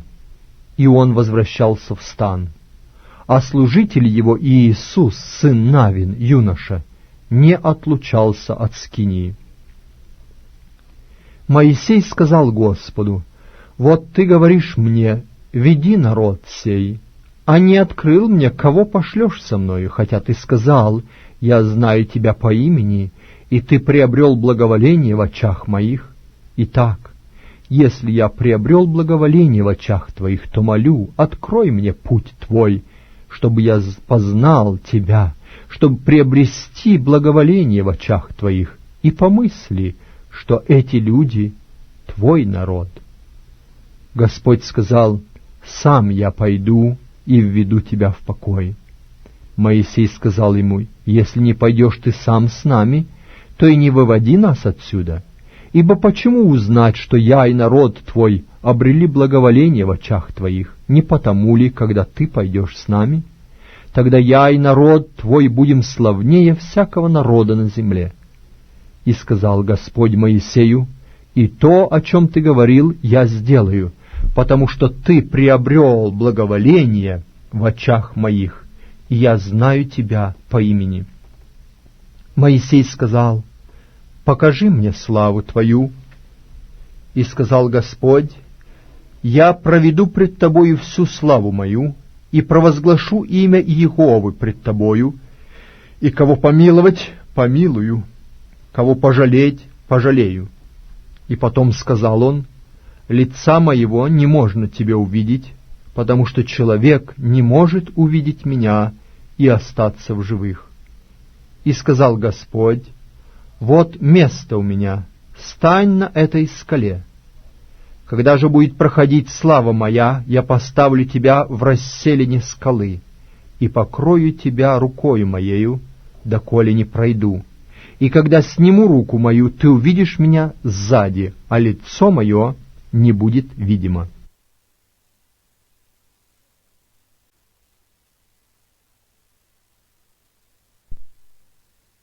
Книга Исход, глава 34.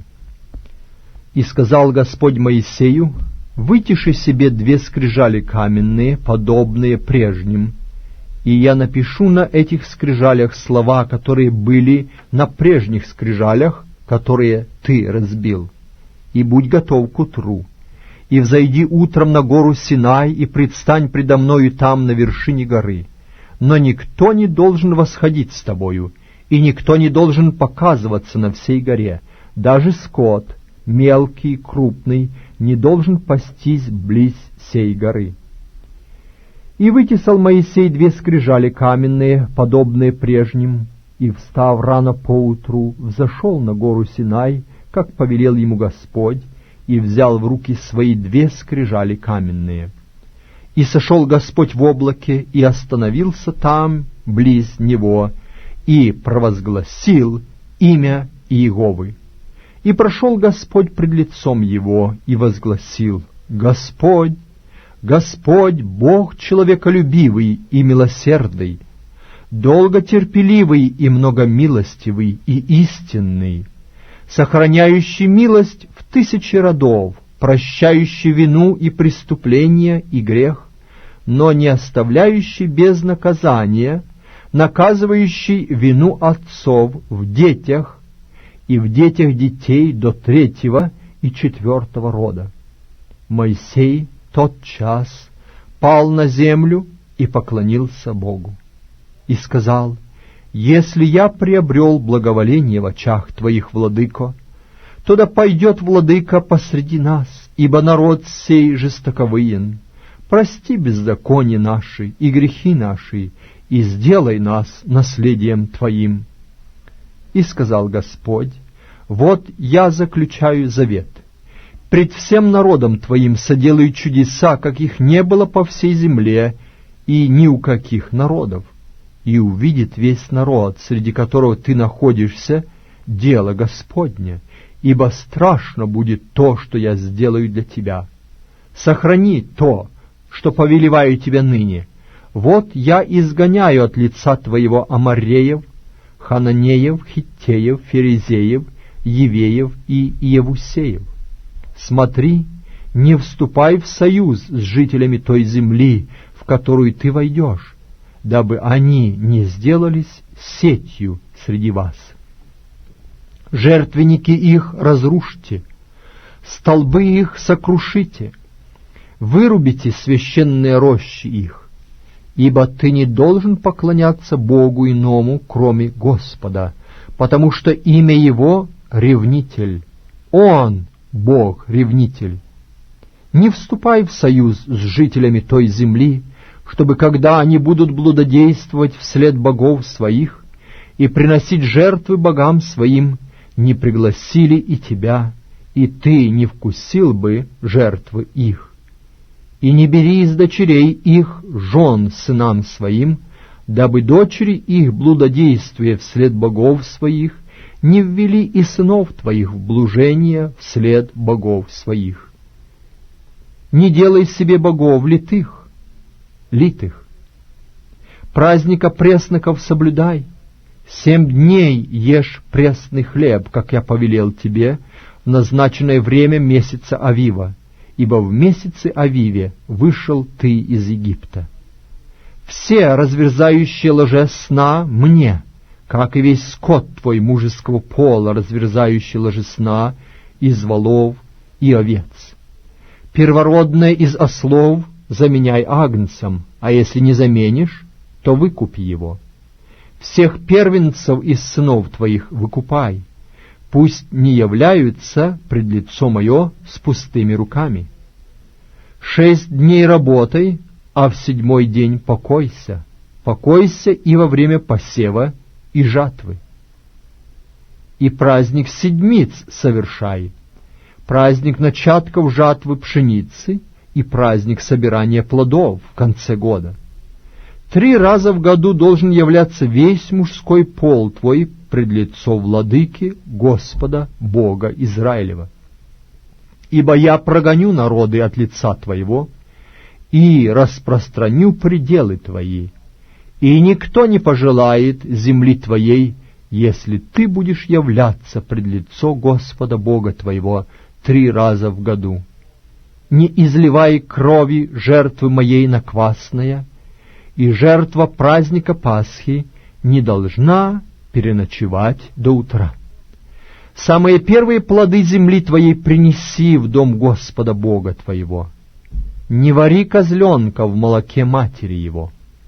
И сказал Господь Моисею: напиши себе слова сии, ибо в этих словах я заключаю завет с тобою и с Израилем. И пробыл там Моисей у Господа 40 дней и 40 ночей, хлеба не ел и воды не пил, и написал на скрижалях слова завета 10-словия. Когда сходил Моисей с горы Синая, и 2 скрижали откровения были в руке у Моисея при сошествии его с горы, то Моисей не знал, что лицо его стало сиять лучами от того, что Бог говорил с ним. И увидел Моисея Аарон и все сыны Израилевы, и вот лицо его сияет, и боялись подойти к нему. И призвал их Моисей, и пришли к нему Аарон и все начальники общества, и разговаривал Моисей с ними. После сего приблизились все сыны Израилевы, и он заповедал им все, что говорил ему Господь на горе Синай. И когда Моисей перестал разговаривать с ними, то положил на лицо свое покрывало. Когда же входил Моисей пред лицо Господа, чтобы говорить с ним, тогда снимал покрывало, доколе не выходил. А вышедший пересказывал сынам Израилевым все, что заповедано было. И видели сыны Израилевы, что сияет лицо Моисеева, и Моисей опять полагал покрывало на лицо свое, доколе не входил говорить с ним.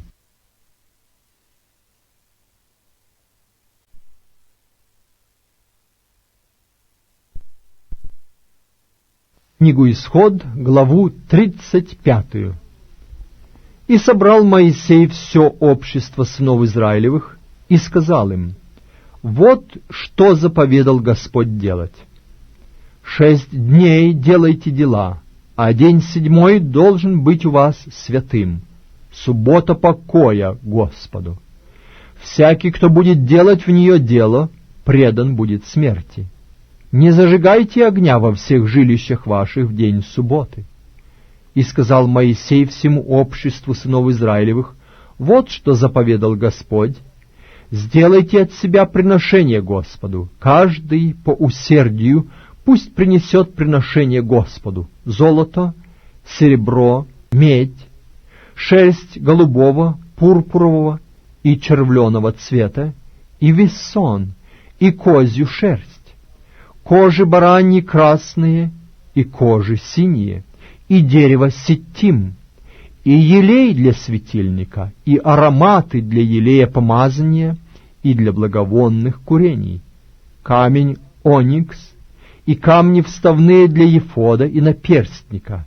И всякий из вас, мудрый сердцем, пусть придет и сделает все, что повелел Господь: скинию, и покров ее, и верхнюю крышку ее, крючки и брусья ее, шесты ее, столбы ее и подножие ее, ковчег и шесты его, крышку и завесу для преграды, стол и шесты его и все принадлежности его, и хлеба и предложения, и светильник для освещения с принадлежностями его, и лампады его, и елей для освещения, и жертвенник для курений, и шесты его, и елей помазания, и благовонное курение, и завесу ко входу скинии, жертвенник всесожжения и решетку медную для него, и шесты его, и все принадлежности его, умывальник и подножие его, завесы двора, столбы его и подножие их, и завесу у входа во двор, колья скинии и колья двора и веревки их, одежды служебные для служения во святилище, и священные одежды Аарону священнику, и одежды сынам его для священнодействия. И пошло все общество сынов Израилевых от Моисея, и приходили все, которых влекло к тому сердце, и все, которых располагал дух, и приносили приношения Господу для устроения скинии собрания и для всех потребностей ее, и для священных одежд. И приходили мужья с женами, и все по расположению сердца приносили кольца, серьги, перстни и привески, всякие золотые вещи, каждый, кто только хотел приносить золото Господу. И каждый, у кого была шерсть голубого, пурпурового и червленого цвета, вессон и козья шерсть, кожи бараньи красные и кожи синие, приносил их. И каждый, кто жертвовал серебро или медь, приносил это в дар Господу. И каждый, у кого было дерево ситим, приносил его на всякую потребность для скинии. И все женщины, мудрые сердцем, пряли своими руками и приносили пряжу голубого, пурпурового и червленого цвета и весон. И все женщины, которых влекло сердце, умевшие прясть, пряли козью шерсть. Князья же приносили камень оникс и камни вставные для ефода и наперстника, также и благовоние, и елей для светильника, и для составления елея помазания, и для благовонных курений. И все мужья и жены из сынов Израилевых, которых влекло сердце принести на всякое дело, какое Господь через Моисея повелел сделать, приносили добровольный дар Господу. И сказал Моисей сынам Израилевым: «Смотрите, Господь назначил именно Веселиила, сына Урии, сына Ора из колена Иудина, и исполнил его Духом Божиим, мудростью, разумением, ведением и всяким искусством составлять искусные ткани, работать из золота, серебра и меди, и резать камни для вставливания, и резать дерево, и делать всякую художественную работу. И способность учить других вложил в сердце его и Аголиава, сына Ахисамахова, из колена Данова. Он исполнил сердце их мудростью, чтобы делать всякую работу резчика и искусного ткача и вышивателя по голубой, пурпуровой, червленой и весонной ткани, и ткачей, делающих всякую работу и составляющих искусные ткани.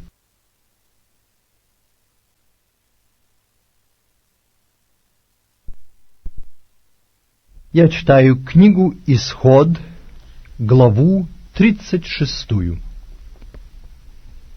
«И стал работать Веселиил и Аголиав, и все мудрые сердцем, которым Господь дал мудрость и разумение, чтобы уметь сделать всякую работу, потребную для святилища, как повелел Господь. И призвал Моисей Веселиила и Аголиава, и всех мудрых сердцем, которым Господь дал мудрость, и всех, кого влекло сердце приступить к работе и работать. И взяли они от Моисея все приношения, которые принесли сыны Израилевы на потребности святилища, чтобы работать. Между тем еще продолжали приносить к нему добровольные дары каждое утро. Тогда пришли все мудрые сердцем, производившие всякие работы святилища, каждый от своей работы, какою кто занимался.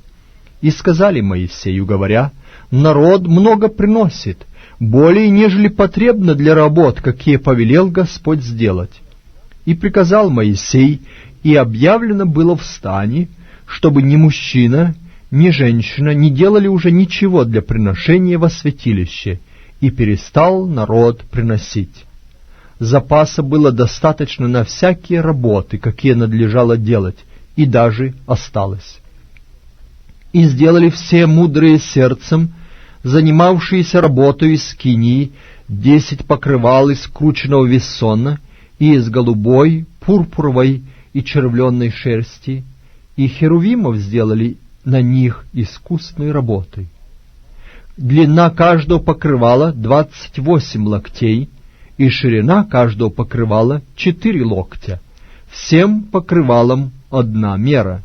И соединил он 5 покрывал одно с другим, и другие 5 покрывал соединил одно с другим, и сделали петли голубого цвета на краю одного покрывала, где оно соединяется с другим.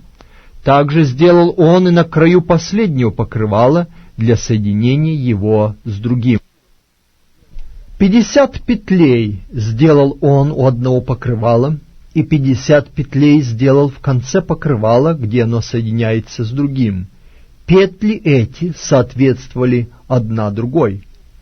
И сделал 50 крючков золотых, и крючками соединил одно покрывало с другим, и стала скиния одно целое.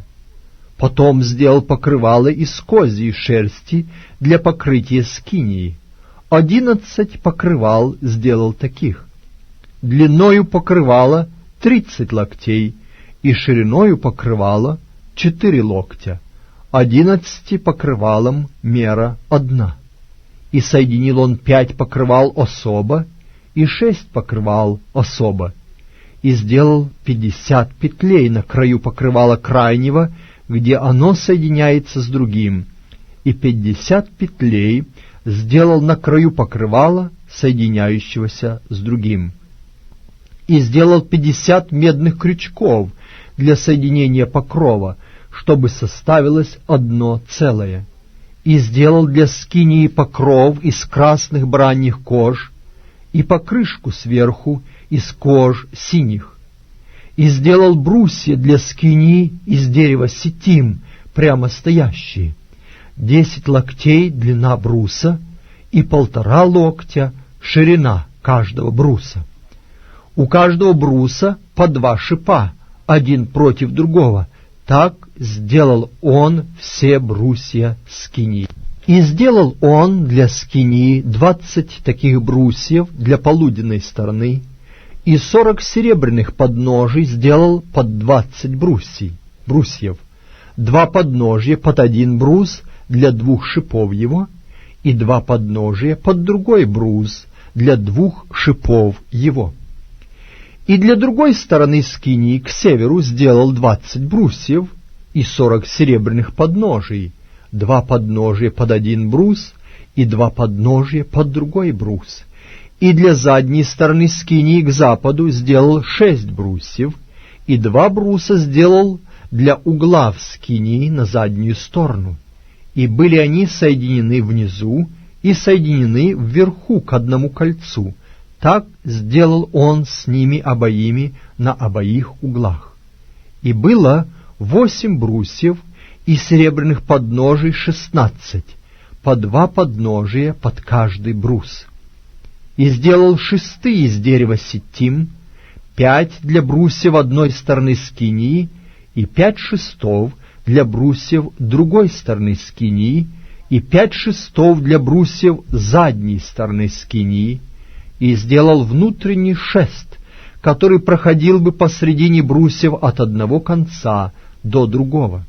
Брусья обложил золотом, и кольца, в которые вкладываются шесты, сделал из золота, и шесты обложил золотом.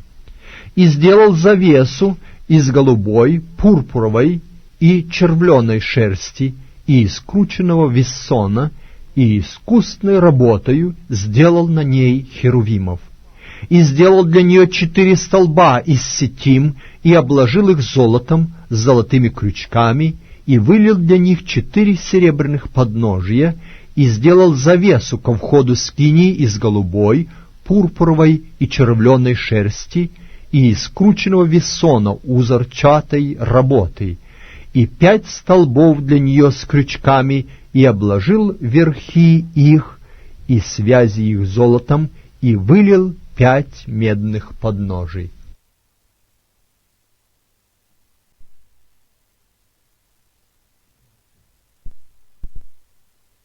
Я читаю из книги Ветхого Завета Исход, главу 37. «И сделал Весилиил ковчег из дерева ситим, длина его 2 локтя с половиной, ширина его 1,5 локтя, и высота его 1,5 локтя. И обложил его чистым золотом внутри и снаружи, и сделал вокруг его золотой венец, и вылил для него 4 кольца золотых на 4 нижних углах его, 2 кольца на одной стороне его и 2 кольца на другой стороне его. И сделал шесты из дерева ситим, и обложил их золотом, и вложил шесты в кольца по сторонам ковчега, чтобы носить ковчег. И сделал крышку из чистого золота, длина ее 2 локтя с половиной, и ширина 1,5 локтя.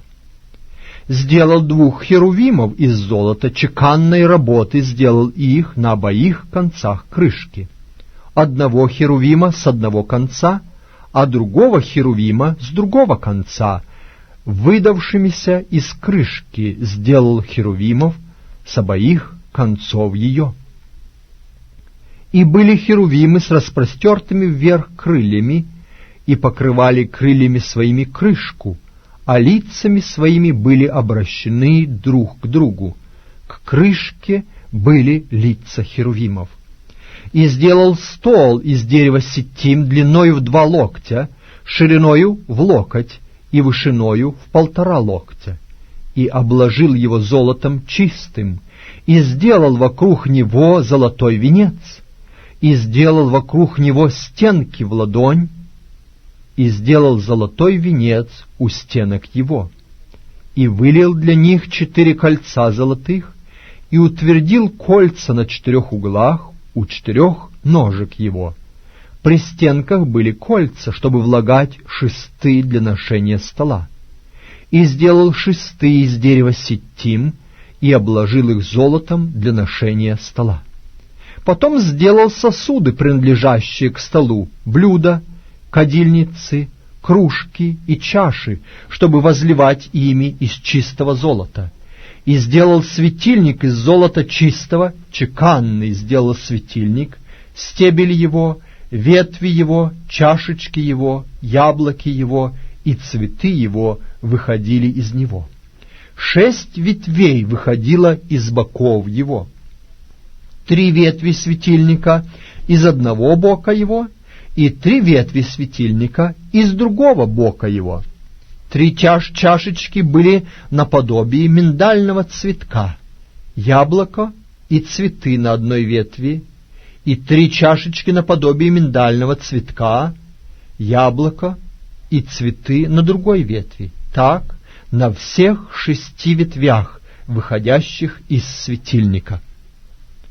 А на стебле светильника было 4 чашечки наподобие миндального цветка с яблоками и цветами. У 6 ветвей, выходящих из него, яблоко под первыми 2 ветвями, и яблоко под вторыми 2 ветвями, и яблоко под третьими 2 ветвями. Яблоки и ветви их выходили из него. Весь он был чеканный, цельный, из чистого золота. И сделал к нему 7 лампад, и щипцы к нему, и лотки к нему из чистого золота. Из таланта золота чистого сделал его со всеми принадлежностями его. И сделал жертвенник курения из дерева ситим, длина его локоть и ширина его локоть, 4-угольный, вышина его 2 локтя, из него выходили роги его. И обложил его чистым золотом, верх его и стороны его кругом, и роги его, и сделал к нему золотой венец вокруг. Под венцом его на 2 углах его сделал 2 кольца золотых, с 2 сторон его сделал их, чтобы вкладывать в них шесты для ношения его. Шесты сделал из дерева ситим и обложил их золотом. И сделал миро для священного помазания и курение благовонное, чистое, искусством составляющего масти.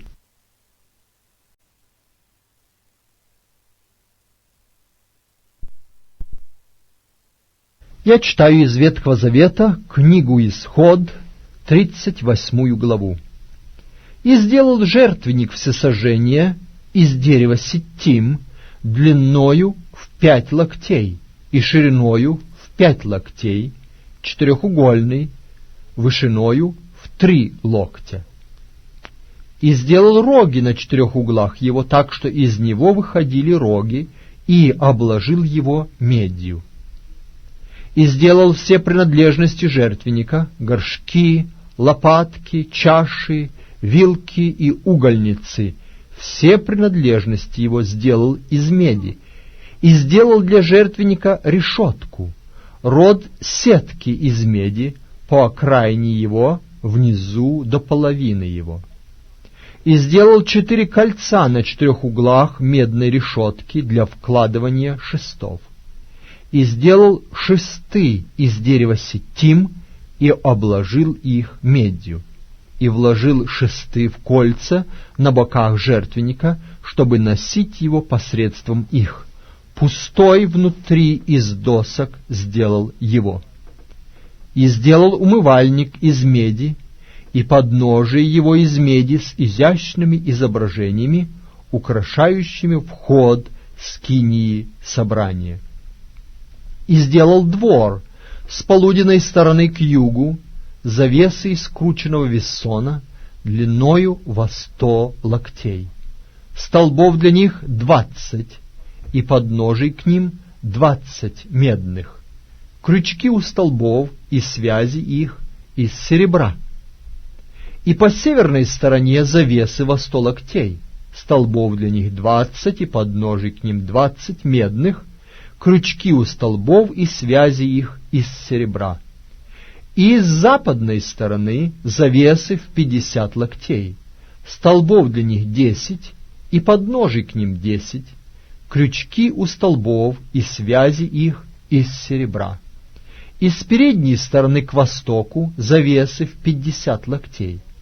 Для одной стороны ворот двора завесы в 15 локтей. Столбов для них 3, и подножий к ним 3. И для другой стороны завесы в 15 локтей. Столбов для них 3, и подножий к ним 3. Все завесы во все стороны двора из скрученного вессона, а подножия у столбов из меди, крючки у столбов и связи их из серебра. Верхи же у них обложены серебром, и все столбы двора соединены связями серебряными. Завеса же для ворот двора узорчатой работы из голубой, пурпуровой и червленой шерсти и из скрученного вессона, длиною в 20 локтей, вышиною в 5 локтей по всему протяжению, подобно завесам двора. И столбов для нее 4, и подножий к ним 4 медных, крючки у них серебряные, а верхи их обложены серебром, и связи их серебряные. Все колья вокруг скинии и двора медные. Вот исчисление того, что употреблено для скинии откровения, сделанное по повелению Моисея посредством левитов под надзором Ифамара, сына Ааронова, священника. Делал же все, что повелел Господь Моисею, Веселиил, сын Урии, сына Ора из колена Иудина, и с ним Агалиав, сын Ахисамахов, из колена Данова, резчик и искусный ткач, и вышиватель по голубой, пурпуровой, червленной и вессонной ткани. Всего золота, употребленного в дело на все принадлежности святилища, золота, принесенного в дар, было 29 талантов и 730 сиклей священных. Серебра же от исчисленных лиц общества 100 талантов и 1775 сиклей священных. С 603 550 человек, с каждого поступившего в исчисление от 20 лет и выше, по полсиклю с человека, считая на сикль священный. 100 талантов серебра употреблено на вылитие подножий святилища и подножий у завесы, 100 подножий из 100 талантов по таланту на подножие. А из 1775 сиклей сделал он крючки у столбов и покрыл верхи их и сделал связи для них. Меди же, принесенной в дар, было 70 талантов и 2400 сиклей. Из нее сделал он подножие для столбов у входа в скинию свидетельства, и жертвенник медный, и решетку медную для него, и все сосуды жертвенника, и подножие для столбов всего двора, и подножие для столбов ворот двора, и все колья скинии, и все колья вокруг двора.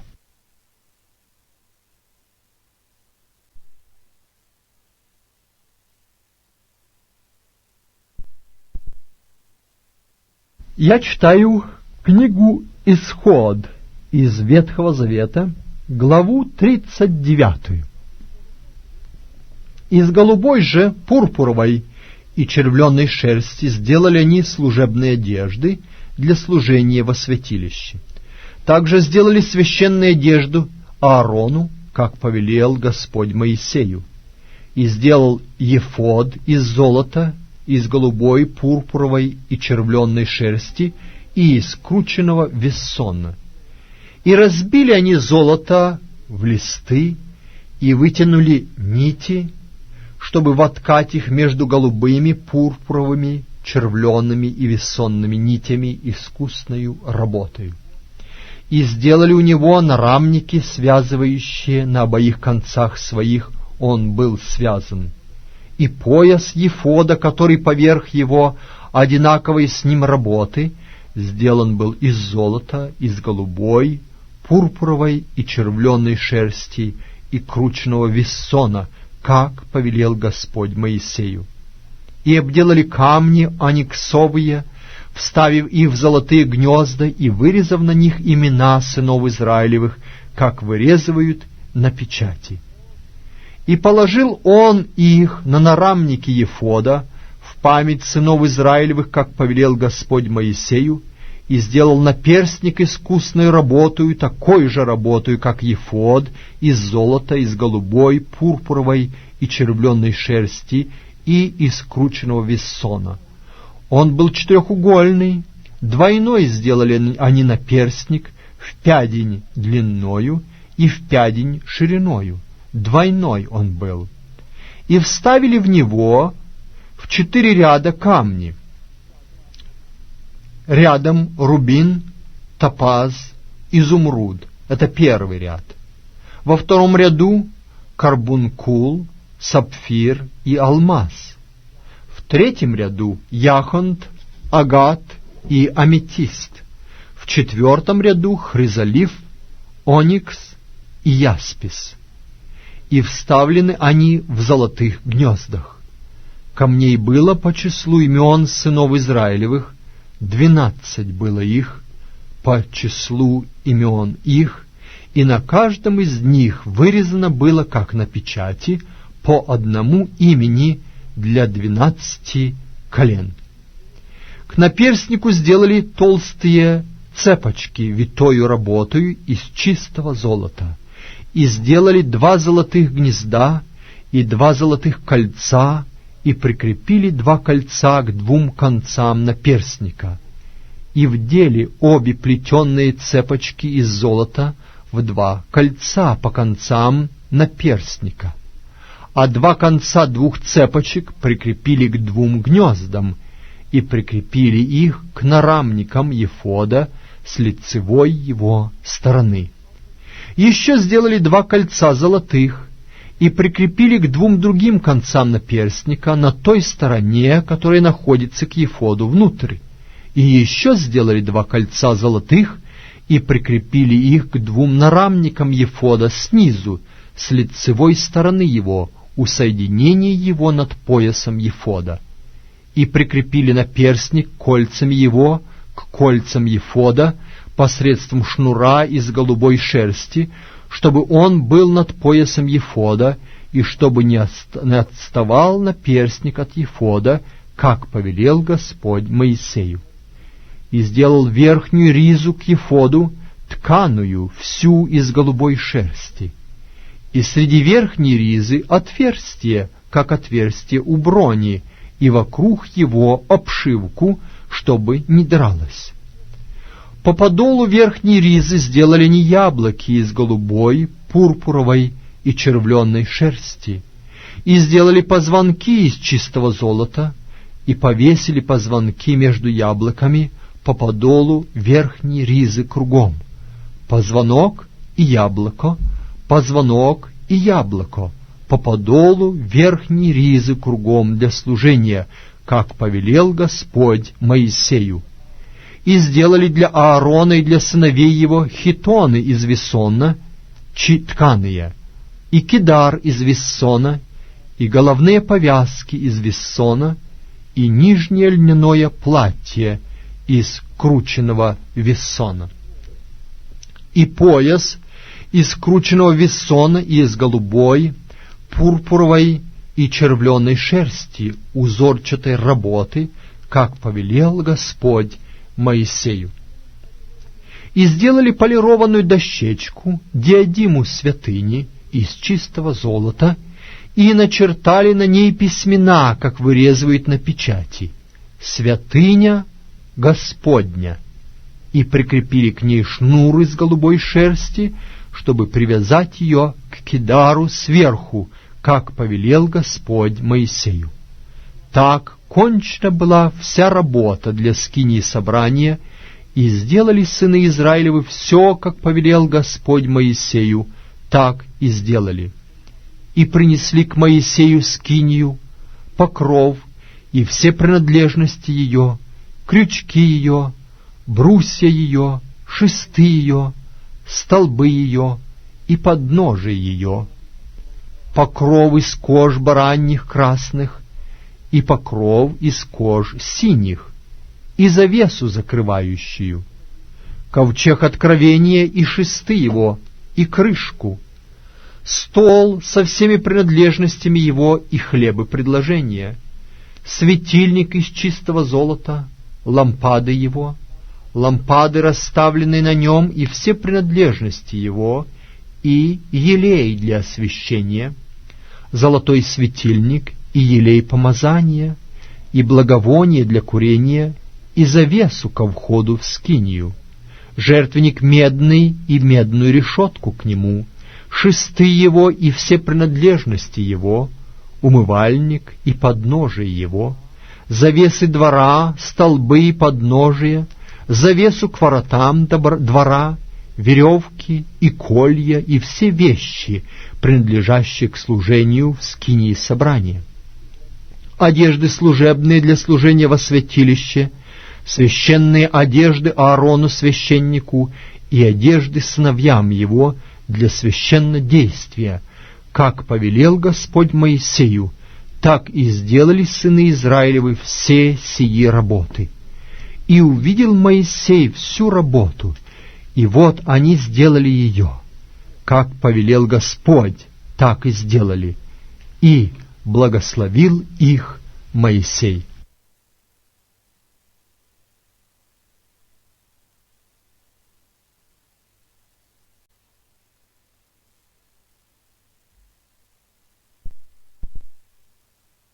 Я читаю из Ветхого Завета книгу Исход, главу 40.